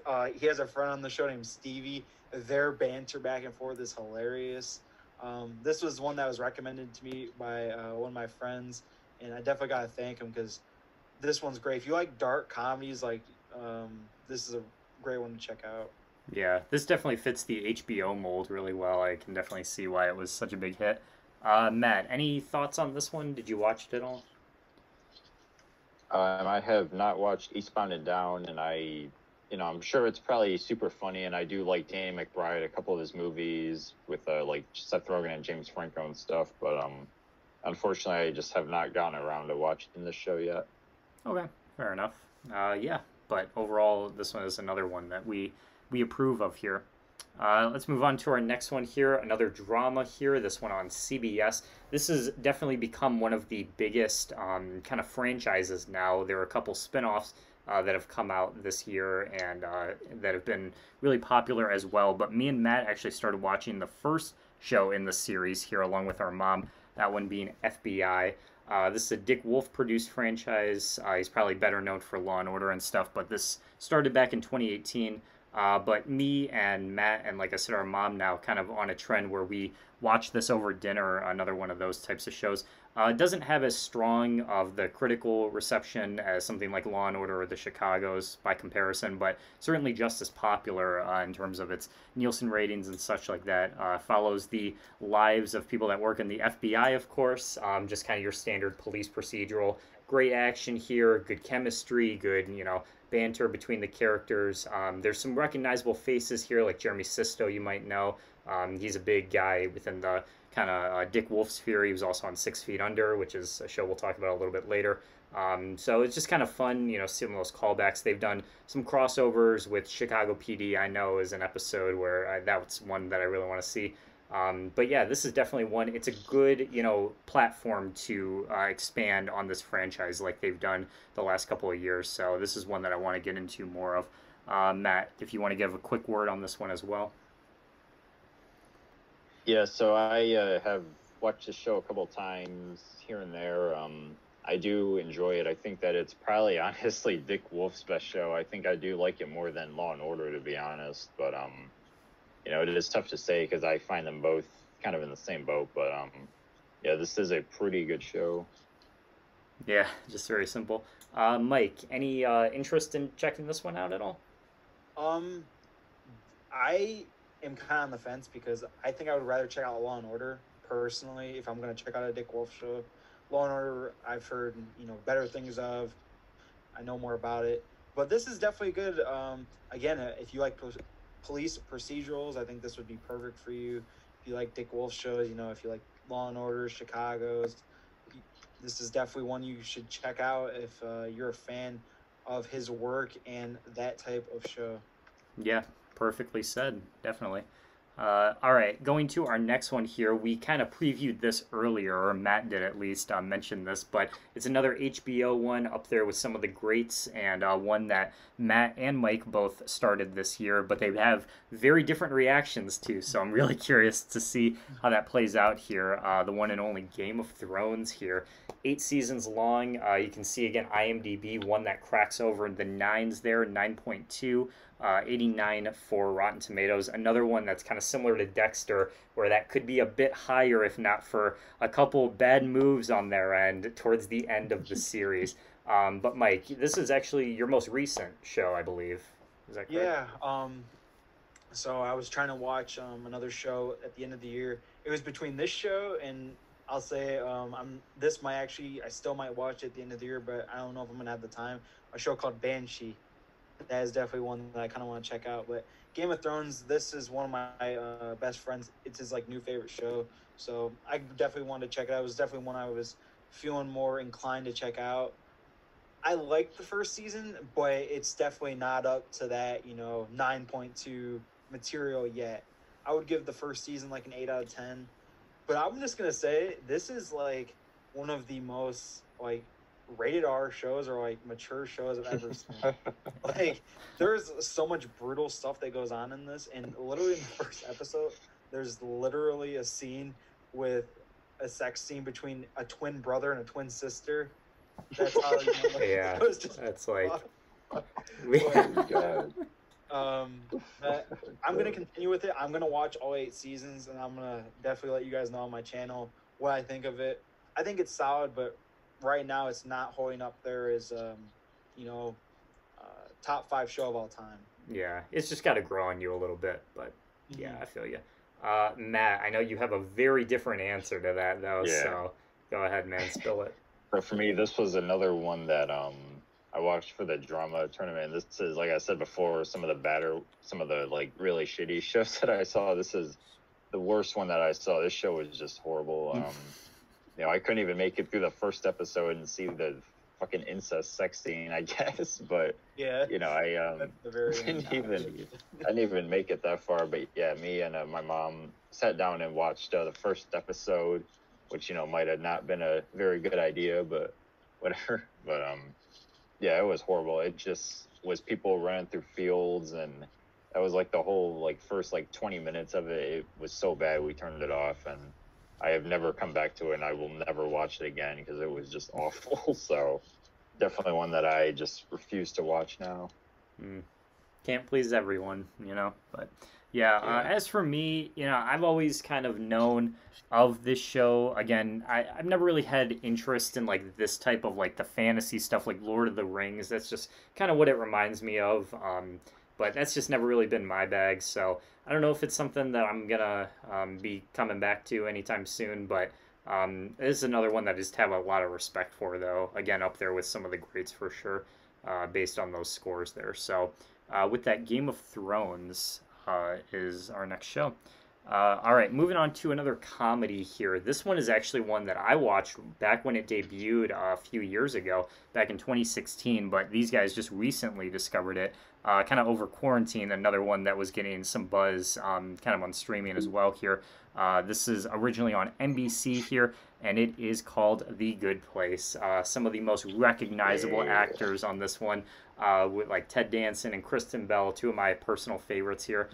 Just such a great show, man. Just so simple, so well done. Did not overstay its welcome whatsoever. Just very short and sweet. Not even 60 episodes. Just a little over 50 episodes too. So a really quick one to just knock out. But again, I'm going to turn it to these guys because they just recently discovered it. Mike, give your thoughts here. Yeah, so this is another one that was similar with Matt, because I think Matt watched in 2021 along with Dexter. I watched this in 2020. I love this show. I think it has the best plot of a comedy series. It's just so great. Not a wasted second on this show. And they didn't drag it out either. They didn't want to milk it out for longer and longer. They had a story to tell, and they told it. And it's one of my favorite finales of all time. I think it's like my fourth favorite of all time. It's so great. All the characters play well off each other. Ted Danson, Kristen Bell, great on the show, along with all the other main and supporting actors. This is just a great comedy to check out. If you like Michael Schur shows, right up your alley. Why haven't you seen it yet? Perfect. Matt, round us out. Yeah, for me, this was a pretty great show. In terms of its writing, in terms of its philosophy, this was probably one of the smartest TV shows of all time. This could definitely beat out Game of Thrones and, all that other kind of medieval fantasy shit. This is just something a lot more basic, a lot more simple, and definitely still very, very smart at the same time. As it goes on through different seasons, or it gets a little bit more complex, still a really amazing writing and amazing characters all throughout. So definitely a show that I really enjoyed watching when I was binging it a couple months back. Definitely a good one. Yeah. The world was a lot better when this show was on because it ended right before what happened there, right? January 2020. So there you go. But yeah, definitely a big recommendation from us. Let's try to rattle through a few of these. Next one's kind of quick because we don't have as much to say on some of these next ones here. The next one up here is Grey's Anatomy. Matt, I know you started this. If you want to give a quick word on this one. Yeah, another one that I started after we did the drama tournament, or before we did the drama tournament. I saw a few episodes. Loved both of them. They were both really, really sweet and really amazing. And then I recently got a couple of DVDs of it as well. I started watching it. Watched most of the first season. Did not finish it, but that's all right. I feel like I've still seen enough to really talk about it. The show is just amazing. It's got really great chemistry between most of the characters, and the writing is just so sweet, and it's just such a really interesting show. So, surprisingly, it's just good. Yeah. I haven't watched it, but it's another one that just has such a big legacy behind it. I can always appreciate that, and I think Mike would feel the same way. Yeah, for the most part. Yeah. So, all right, Mike, this next one is up for you here. Another spin-off to one of your favorite dramas here that you started watching this year as well here, by the name of Mayans MC. Take it away, my guy. Yeah. So this is a great show. It follows.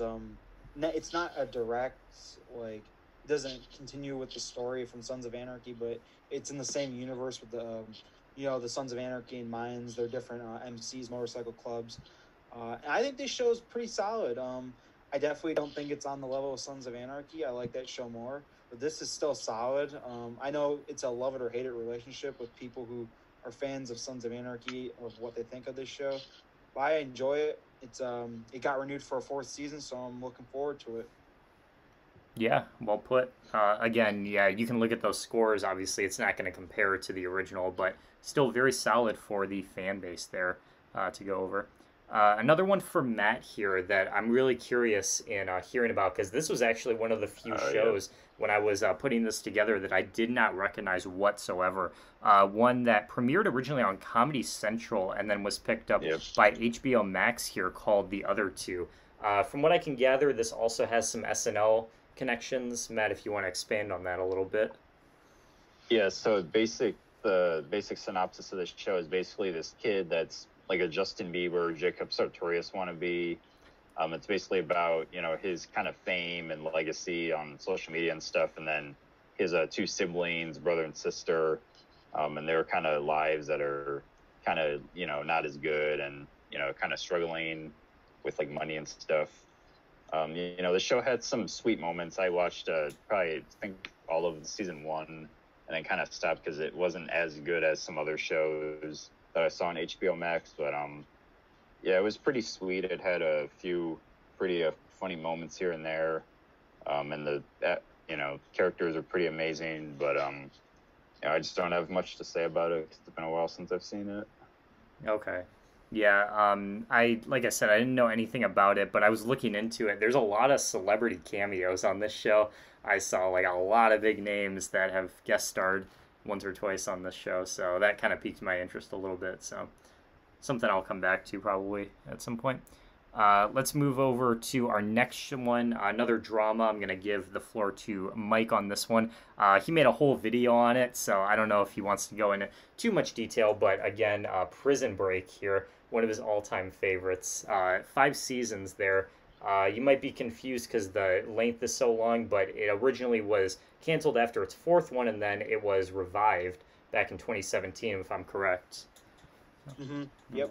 Yep. So go ahead, man. So that middle poster of the Wanted by the FBI, I actually have that in my room. I love that. But yeah, Prison Break it's one of my favorite shows of all time. Its first 2 seasons are masterpieces. It definitely tails off, 3, 4, and 5. But I still really like those. I know a lot of people really hate on those, but I like them. I would argue that a lot of people say, like, for example, True Detective has the best first season of any show. I'm going to say that Prison Break has the best first season of any show ever, especially of the ones I've seen. It's just such a masterpiece. There is no wasted episode. I believe every episode 2 is an 8.5 or higher on IMDb from the first season. So, like I said, there was no duds in the first season. Just an all-around great show, a must-watch show, and definitely a high recommendation from me. Yeah, I was curious because I was going to ask you about this because this is another one. I'm always learning things about these shows when I do these podcasts, but there was another show set in the same universe, a sort of a spin-off of sorts, that was released in 2011, I believe, sometime after the show ended. I was curious if you had any info on that, if you could expand on that a little bit. I'm not too familiar with that. Yeah, so I think I know what you're talking about, because I didn't see this, but there's a character in Prison Break who his actor, or I think he plays the same exact character. He's in that sort of thing, but it doesn't really have much connection to the original. It's not like a direct sequel or prequel. Oh, okay. But one of the actors I know is a part of it, so Gotcha. That's all I really know on it. Yeah, because I just saw that when I was researching. I thought, oh, that's pretty interesting. So, yeah, but that is Prison Break for us. All right, y'all, we are almost through here. We have about 10 to 15 more shows to cover, and then we are going to go over our personal favorite top 10s for 2021 here. Let's keep on rolling with this, and I'm going to throw this one to Mike as well here. Another recent one that he checked out here not too long ago by the name of The Queen's Gambit. This was a really popular one in last year towards the end. You can see there it debuted in 2020 here. And this definitely had a lot of buzz surrounding it when it came to like the Emmys and the Golden Globes. I know it was getting a lot of nominations through that. Mike, do you think it has earned that rank? For me, I do like it, but I don't know. It's definitely not 8.6, I would say the writing's really good and the acting's really good, but it's not going to be something that's like a top 10 show or a top 20 show for me all the time. I did enjoy it though. For some reason, I just on a whim, I just wanted to watch it because I kept seeing it pop up on my Twitter feed, like just stuff about it.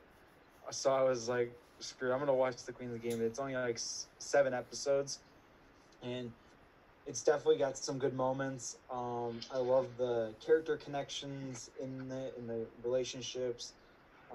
If you like shows with competitions and tournaments, this is a great one for you.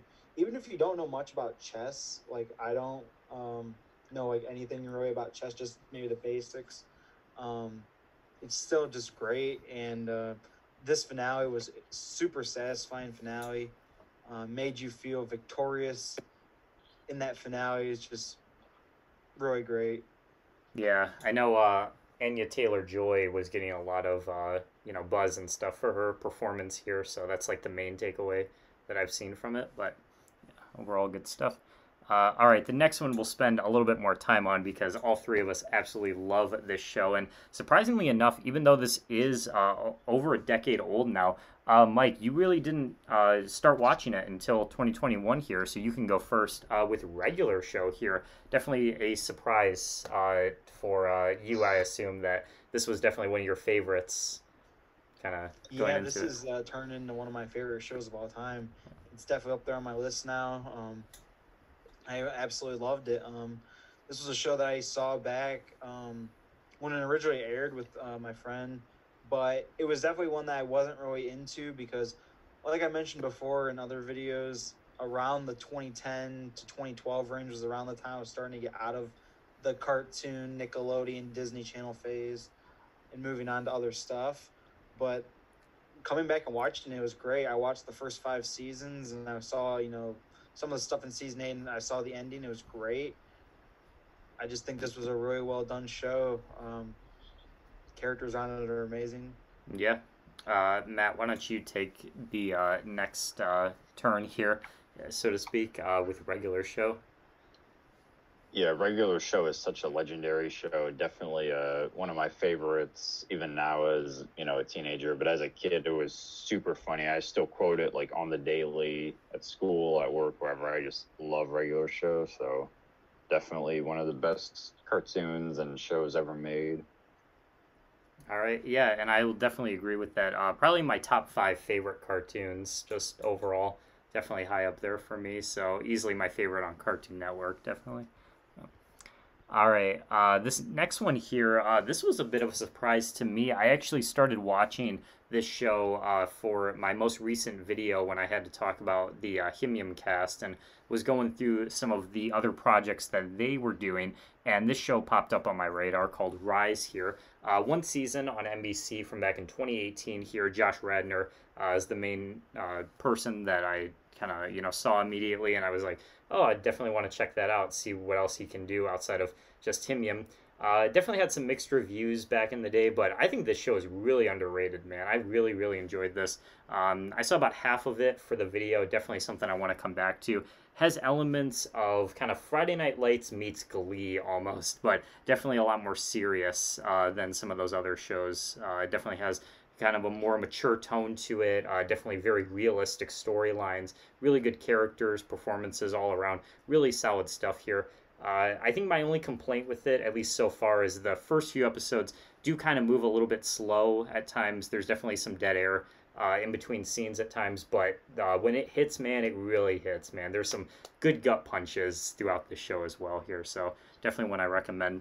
I don't know if you guys have much to add here, but if you want to say anything. Nothing? Yeah.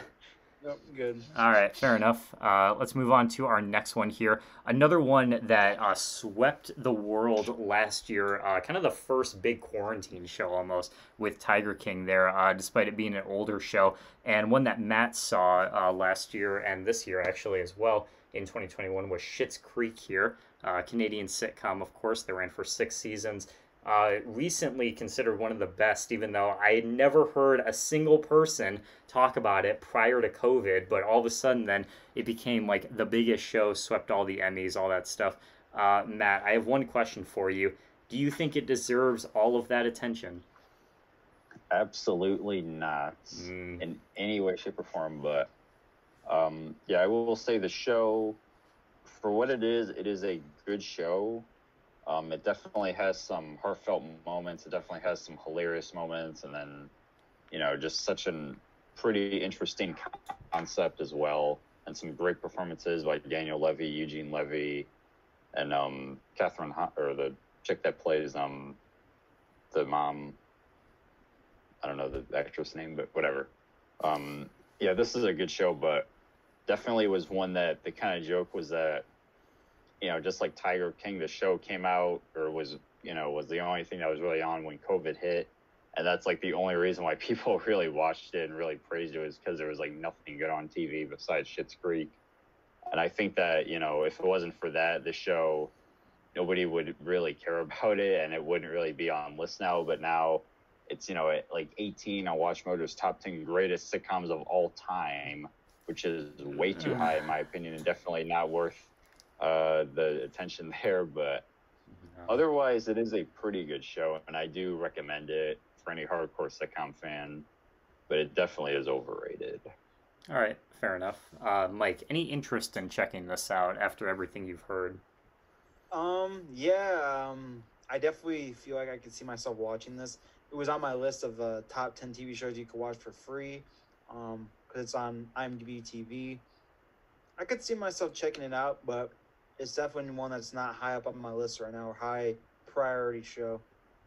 All right, fair enough. Yeah, I just heard, more stuff in the can of like it's overrated, it's overhyped more than it's actually deserving of all that stuff. So I'm kind of leaning more towards it's just not really a show that I would really want to dive into. But I definitely know all of the cast from the show has done some big things. We talked about earlier, Annie Murphy was on Kevin Can Fuck Yourself, or Kevin Can Fuck Himself, which I really enjoyed. But and then Eugene Levy, of course, from American Pie, one of the best movie franchises. But yeah, outside of that, just not really a lot of interest for me personally on this one either.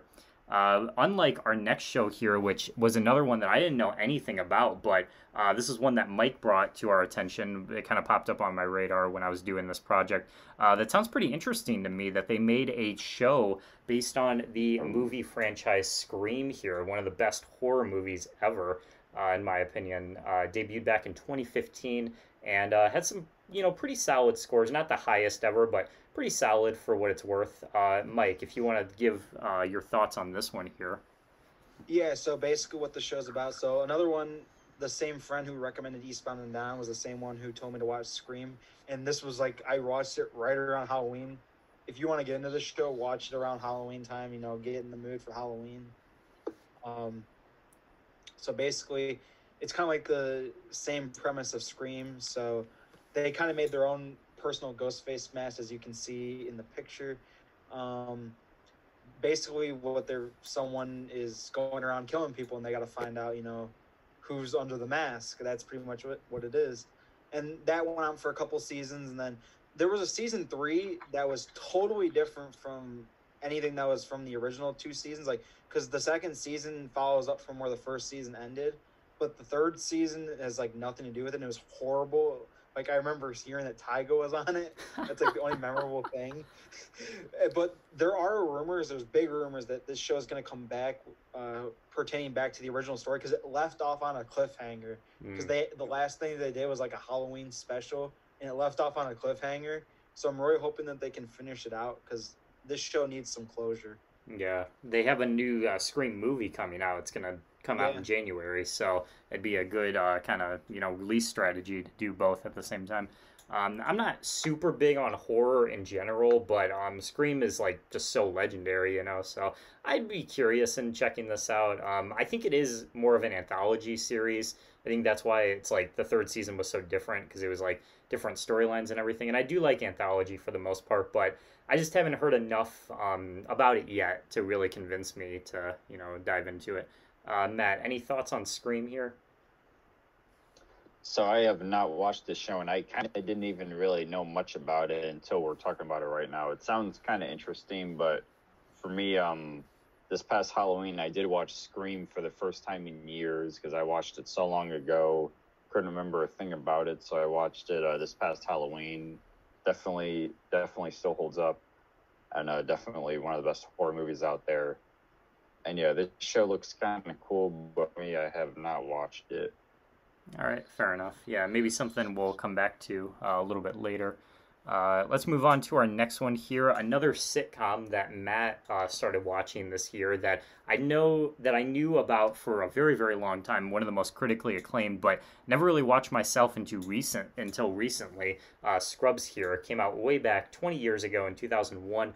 Ran for 9 seasons. Again, critically acclaimed. There 8.3s across the board, 83.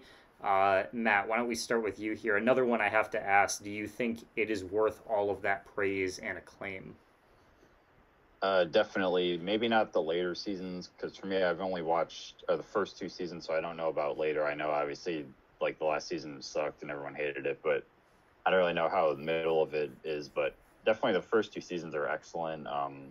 It's just such a heartfelt show. It's got some of the amazing characters, some really funny characters, and some characters they really kind of grow on you over time, like the janitor and Dr. Cox and stuff. And yeah, this show is pretty great. And also Zach Braff, one of the best actors out there, especially in the movie Garden State. If you've never seen that movie, I know Nick is not gonna like that, but that movie was fantastic and one of the best rom-coms out there.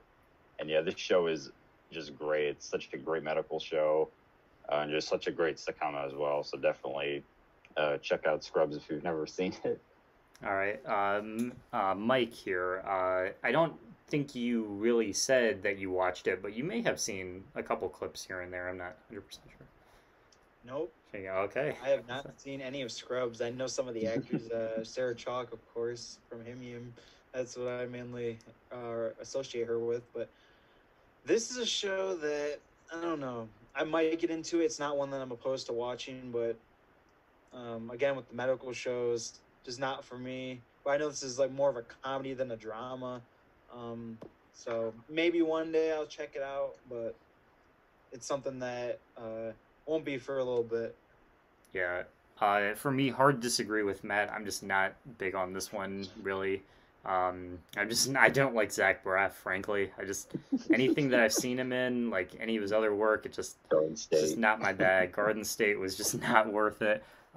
This show, I don't know, man. I get the appeal of it, like, kind of the mix between sitcom and your medical dramas, kind of bringing the best of both worlds into it, but for some reason it just doesn't translate as well for me. I think a lot of the relationships on the show are just kind of forced. They don't feel genuine like a standard storyline would be. So I don't know, just a lot of things individually that turn me off about this show. It's just not really one for me. But I appreciate that you guys, or that Matt at least, really finds some comfort in it, because I always think that's cool. But that's Scrubs for you. Moving on to our next one here, another one that Matt, I think, had a lot to say on here, and another one that I had no idea really anything about until I started putting this show together for us here, called Search Party. Oh, yeah. Originally on TBS, picked up by HBO Max here. 4 seasons aired. It's going to debut its 5th sometime in 2022, and that'll be its final one, I heard. But another one you see there, Rotten Tomatoes, 96%, another massive, massive critical hit. Matt, take it away here. All right, so first of all, 96%, that is complete bullshit. You can just throw that out the window. That should not be the case, because this show does not deserve a 96 at all. Not saying it's bad, but it definitely over time got worse as it went on, because basically the main synopsis of the show is it starts off as this kind of like search, murder mystery thing where this this group of millennials, they, living in, this day and age, and their friend goes missing basically, and they have to find her, and then it escalates from there where they kill someone, and then the whole second season is them killing this guy, and then, and trying to bury his body and stuff. There's a lot of murder, bro. What the fuck? Yeah, it kind of giving away spoilers, but doesn't really matter because this show is not worth watching, so it really doesn't fucking matter. But and then as it goes on, it just kind of escalates from there, where they're in court, and then it's get really stupid at the end. The fourth season and the most recent season was so bad and so unwatchable, and the show over time got kind of stupid, and it kind of has this thing where like it starts out with like some cliffhanger from the previous season, and then it gets really mediocre midway, and then by the last couple episodes to the end of the season, it's really good, and it's like, oh wow, this is like binge-worthy material, and then it gets really bad again, and then it repeats, and so on and so forth. But Man. yeah, this show overall, I like it.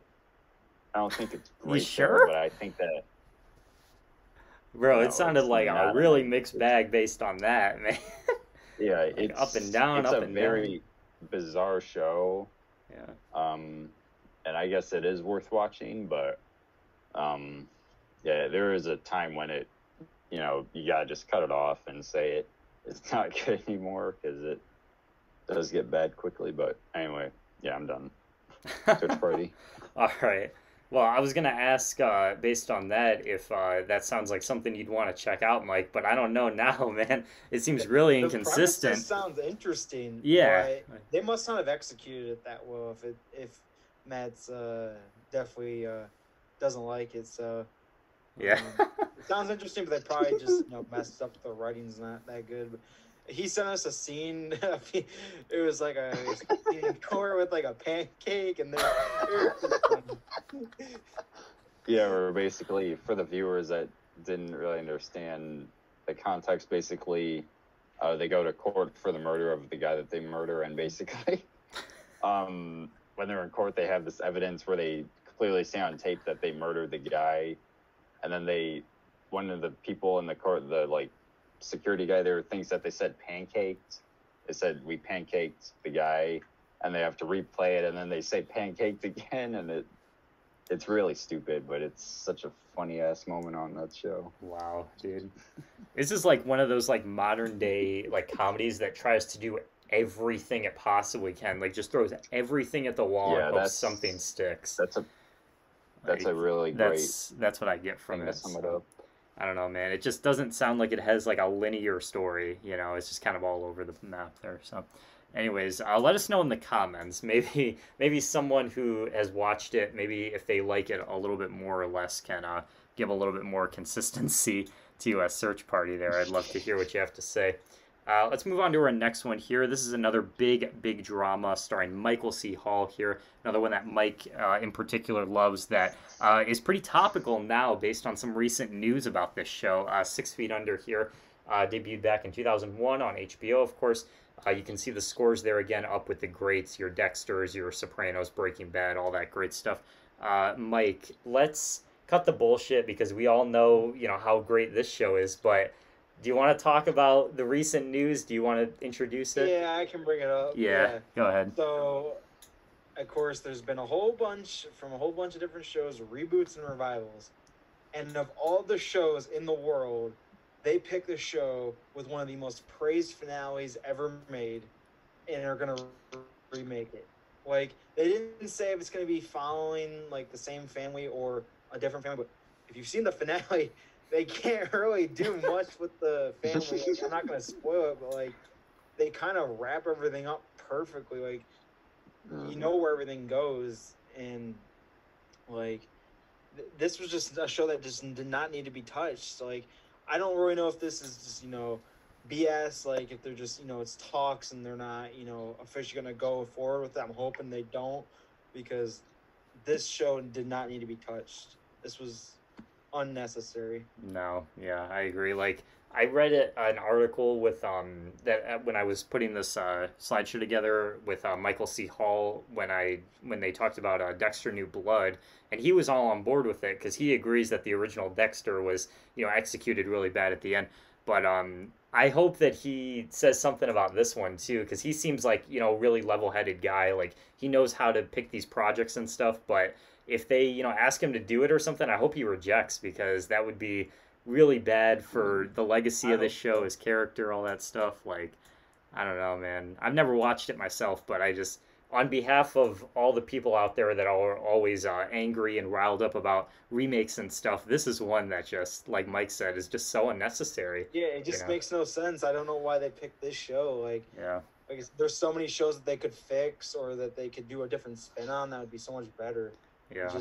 It just doesn't make sense to me. But anyways, Matt, I know you also saw a little bit of 6 Feet Under as well, so if you want to give a quick word on that about what you liked. Yeah, for me, the pilot was another one that I saw for the drama tournament, I saw the pilot, and it was pretty good. I haven't come back to the show since, but I probably should, because I do know what happens at the end. Actually, I have seen the ending. I have spoiled it for myself, but whatever. But I do know what happens at the end and how they wrap up the show, and I think that they do such an amazing job with it that a reboot wouldn't make any sense at all. So it's so dumb, stupid, bro. You about to see Patrick Star numbers for the 6 Feet Under reboot? Man, no, we can't have that, man.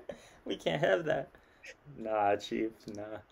All right, so 6 Feet Under, the original we give thumbs up to, but the reboot, no, stay away from it. Come on, man. No, don't touch this one. All right, let's move on to another one. We kind of previewed this one earlier when we were talking about Many Saints in Newark, but again, The Sopranos here, one that I think you guys both started this year and Matt watched through, so we don't have to spend too much time here, but again, super, super critical, highly praised on all the websites there. You just want to give a quick synopsis, Matt, about this one? Yeah, for me, I'll go first because I have something to say about it. So literally today at school, at this culinary class I take, we were just cleaning a bunch of shit, and they put on music, and one of the songs they played was "Don't Stop Believing," and the only thing I thought of was Sopranos, the way Sopranos ends, because it's so bad, and the last season is probably the best season of the show, and it's probably the most watchable because the first couple seasons are just awful, but the last couple seasons are pretty good. But yeah, that ending is just so bad. But yeah, overall, like I said, it's a pretty good show, but somewhat disappointing at the same time. But I would still recommend it for anyone that hasn't seen it. Yeah. Mike, would you agree with that overall? Recommend it? Yeah, this is one I'm definitely going to watch. I'll definitely do, videos on it once I finish it. It'll probably be something I finish in 2022. Just because I've seen the first 2 seasons. I don't know if I'm going to go back and rewatch those. Maybe just watch recaps, refresh my memory. Because I remember a lot of it pretty well. Then watch the last 4 seasons and then see how it ends. Yeah, definitely. The sushi bar, of course. Unforgettable. Unforgettable, man. Love that. When Tony says, "Junior, did you go? You smell sushi bar?" Man, so funny, man. Such great writing. Yeah, this is definitely one I gotta jump to. Like I mentioned earlier, I really liked Many Saints in Newark, so I definitely want to see The Sopranos. This is easily one that's on my list to watch. Next up here, another great classic adult cartoon here in the likes of your Family Guys, your Simpsons. You gotta keep South Park in that conversation as well here on Comedy Central. Currently, kind of weird how they're currently doing it because they have 23 fully aired seasons, and they've done a couple specials in reference to the pandemic and vaccines and all that stuff. So they're kind of in between 23, 24-ish. But yeah, the scores there, 8.7, 80% on Rotten Tomatoes, classic. This is another one that Mike started in 2021, so you can give your thoughts on this one. Yeah, so I actually got a list from Matt of watching, he made a list of what he thought were the 100 best episodes for me to watch. So I was watching through some of those. I've seen about 20 to 25, either just through stuff that Matt sent me on that list or stuff I've seen just watching TV. I like it so far, and there's definitely some funny moments. So I'm definitely going to check it out. I'm not going to watch, all 300 and some episodes, but just enough to where I have a pretty good feel for the show. Yeah, definitely. It's really crazy to think how far the show has come over time because you see on the right side there that more like primitive style where it's like really kind of, low budget, almost, what's that? Like almost like stop motion-esque type of animation. And then now it's like super slick, super clean, bright kind of style there. That's, of course, the COVID episode that recently was aired, which, Matt, I know you had some thoughts on that one. Yeah. If you want to give a quick word on Yeah. those. I'm not going to talk about the show as a whole because you all have heard me talk about it a billion times. But yeah, the COVID episodes, the first two that they did back, they did one last year and then they did one in March of this year. They were both perfectly timed and they were so fucking good. Two of the best episodes of the entire series. You know, I saw the first one, I'm like, this is top 10 best episodes of South Park. And then I saw the second one, I'm like, okay, no, this is like top 5 of all time. Like, this is such a great episode. And then they did these new kind of specials on Paramount Plus, and they were just not as good. I actually think one of them just dropped today, actually, the second one, and I have not watched it. I'll get around to it at some point, but I don't know. I don't really have a lot of interest in what they're doing to it now because the first special they did was kind of disappointing and kind of stupid. Where Cartman's, you know, like a Jewish priest now, so, you know, it's just, that's all I need to know. It's just not very entertaining. Man, why'd they do that to my boy Cartman? He's my favorite character, man. Love me some Cartman. Yeah, South Park, I mean, classic stuff. You don't need to hear me say it. I mean, the numbers speak for themselves, you know? Let's move on to another classic drama here, another one that was very prominent during our drama tournament here that you guys absolutely love here, Stranger Things. Currently about to air its 4th season, actually, but 3 complete ones here. Another one that's up there for some of the best dramas, actually made the top 10 of the greatest 100 TV shows of all time, even though it only debuted back in 2016. So already made its imprint on pop culture. Mike, my question, do you think it's well-deserved? Yes. Yeah. This is a great show.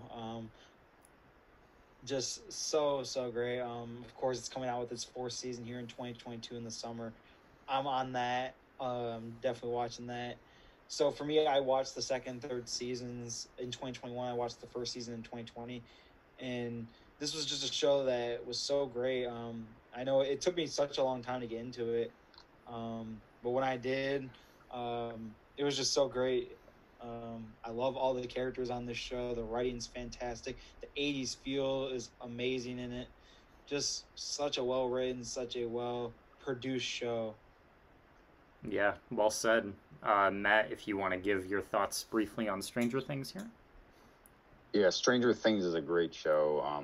My only kind of complaint with it is that it's really good and it's so brilliant that you only really want to watch it once, and then after that you'll like never want to watch it again. And mainly the main reason because of that is because it's so addicting that when you watch a season of it, you just got to watch the whole season in one sitting. Like, there's just no other way around it. You just got to binge, you know, some of it in one sitting because it's just so addicting. And the way they have the episodes kind of ending and starting, it just kind of works out that way. But hopefully season 4 will be amazing. You know, season 1 was awesome. Season 2 was good but not great. Season 3 was excellent. So hopefully season 4 will continue, you know, the kind of streak it has. So definitely looking forward to that. All right, fair enough. Yeah, one that I definitely need to catch up on for sure. Another one in the vein of like The Sopranos that you guys have seen that I need to see what all the hype was about for sure. So heard nothing but positive things for Stranger Things. Moving on to another comedy that we have here. This one debuting last year in 2020 on Apple TV again. One that me, Matt, and our mom recently started watching, Ted Lasso. You probably heard a lot about this show again. I'll just go very briefly here. I think it's definitely well-deserved, all of its praise. 94, 8.8. I think it's up there, man. It's definitely one of the best kind of modern sitcoms that I've seen in a long time.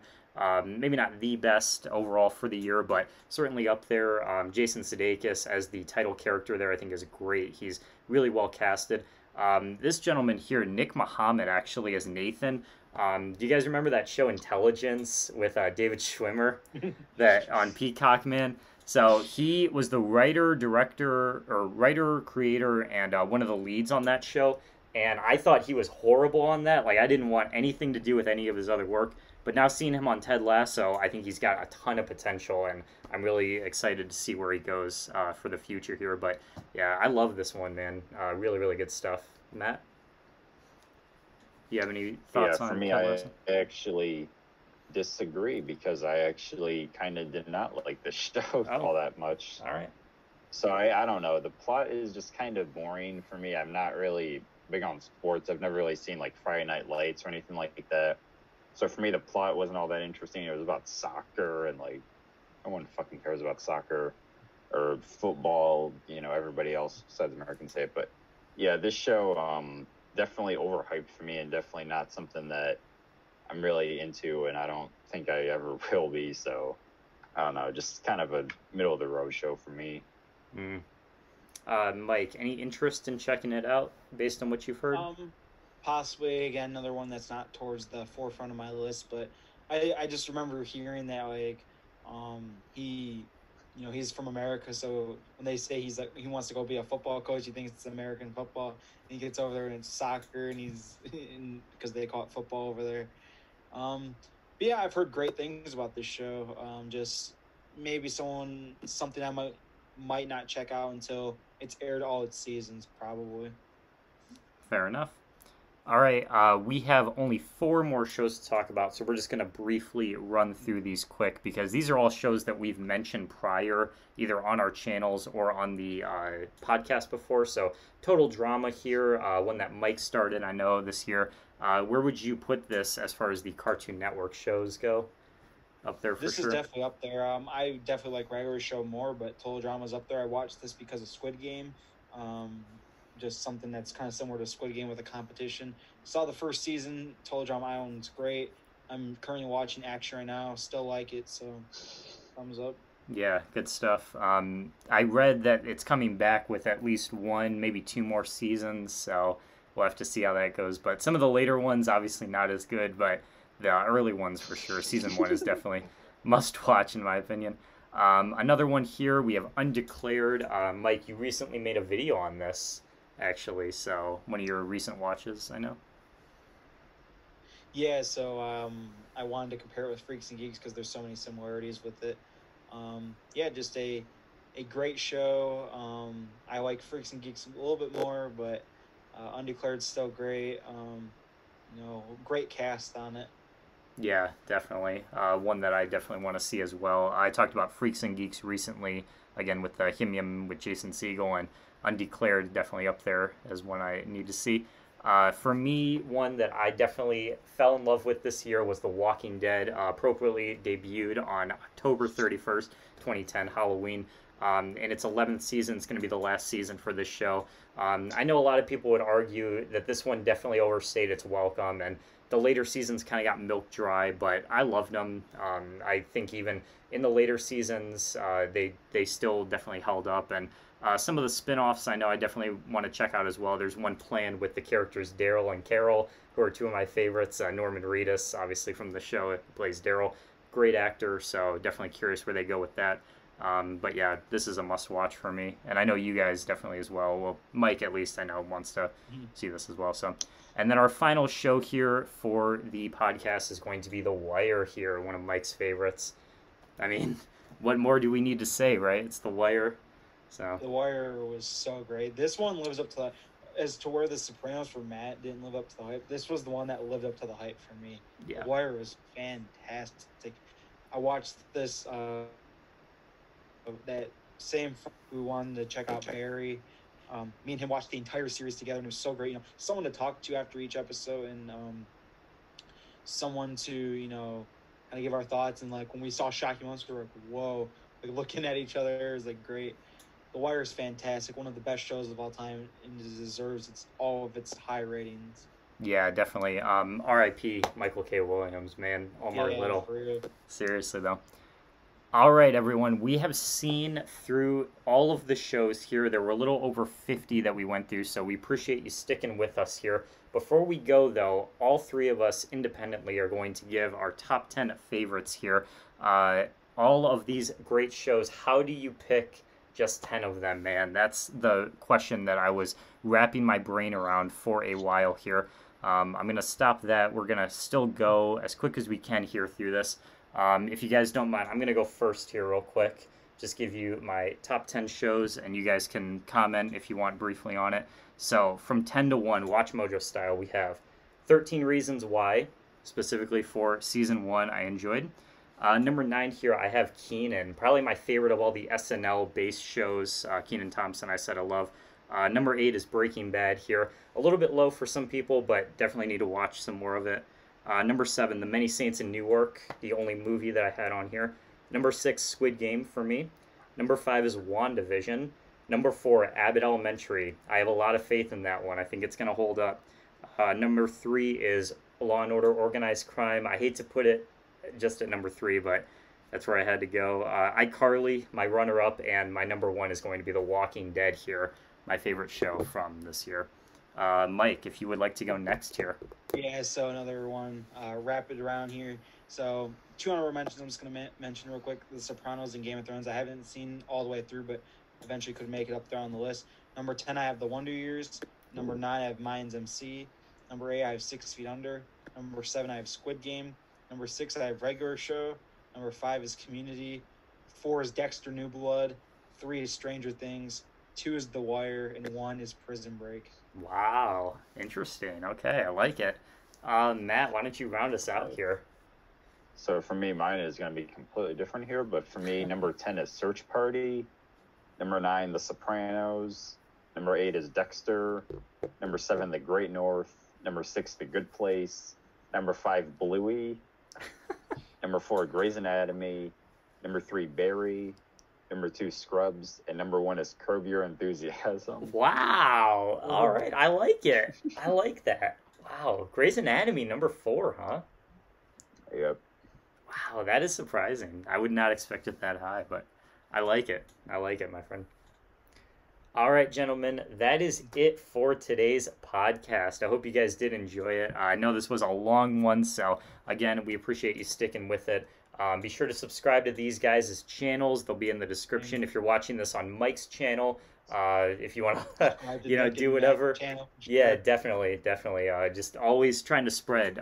Congrats, guys, by the way, on 100 subscribers each. That was a big accomplishment that these guys had this year, so that was awesome to see. So congrats. Definitely want to do, bigger and better things for 2022. Absolutely. All the time.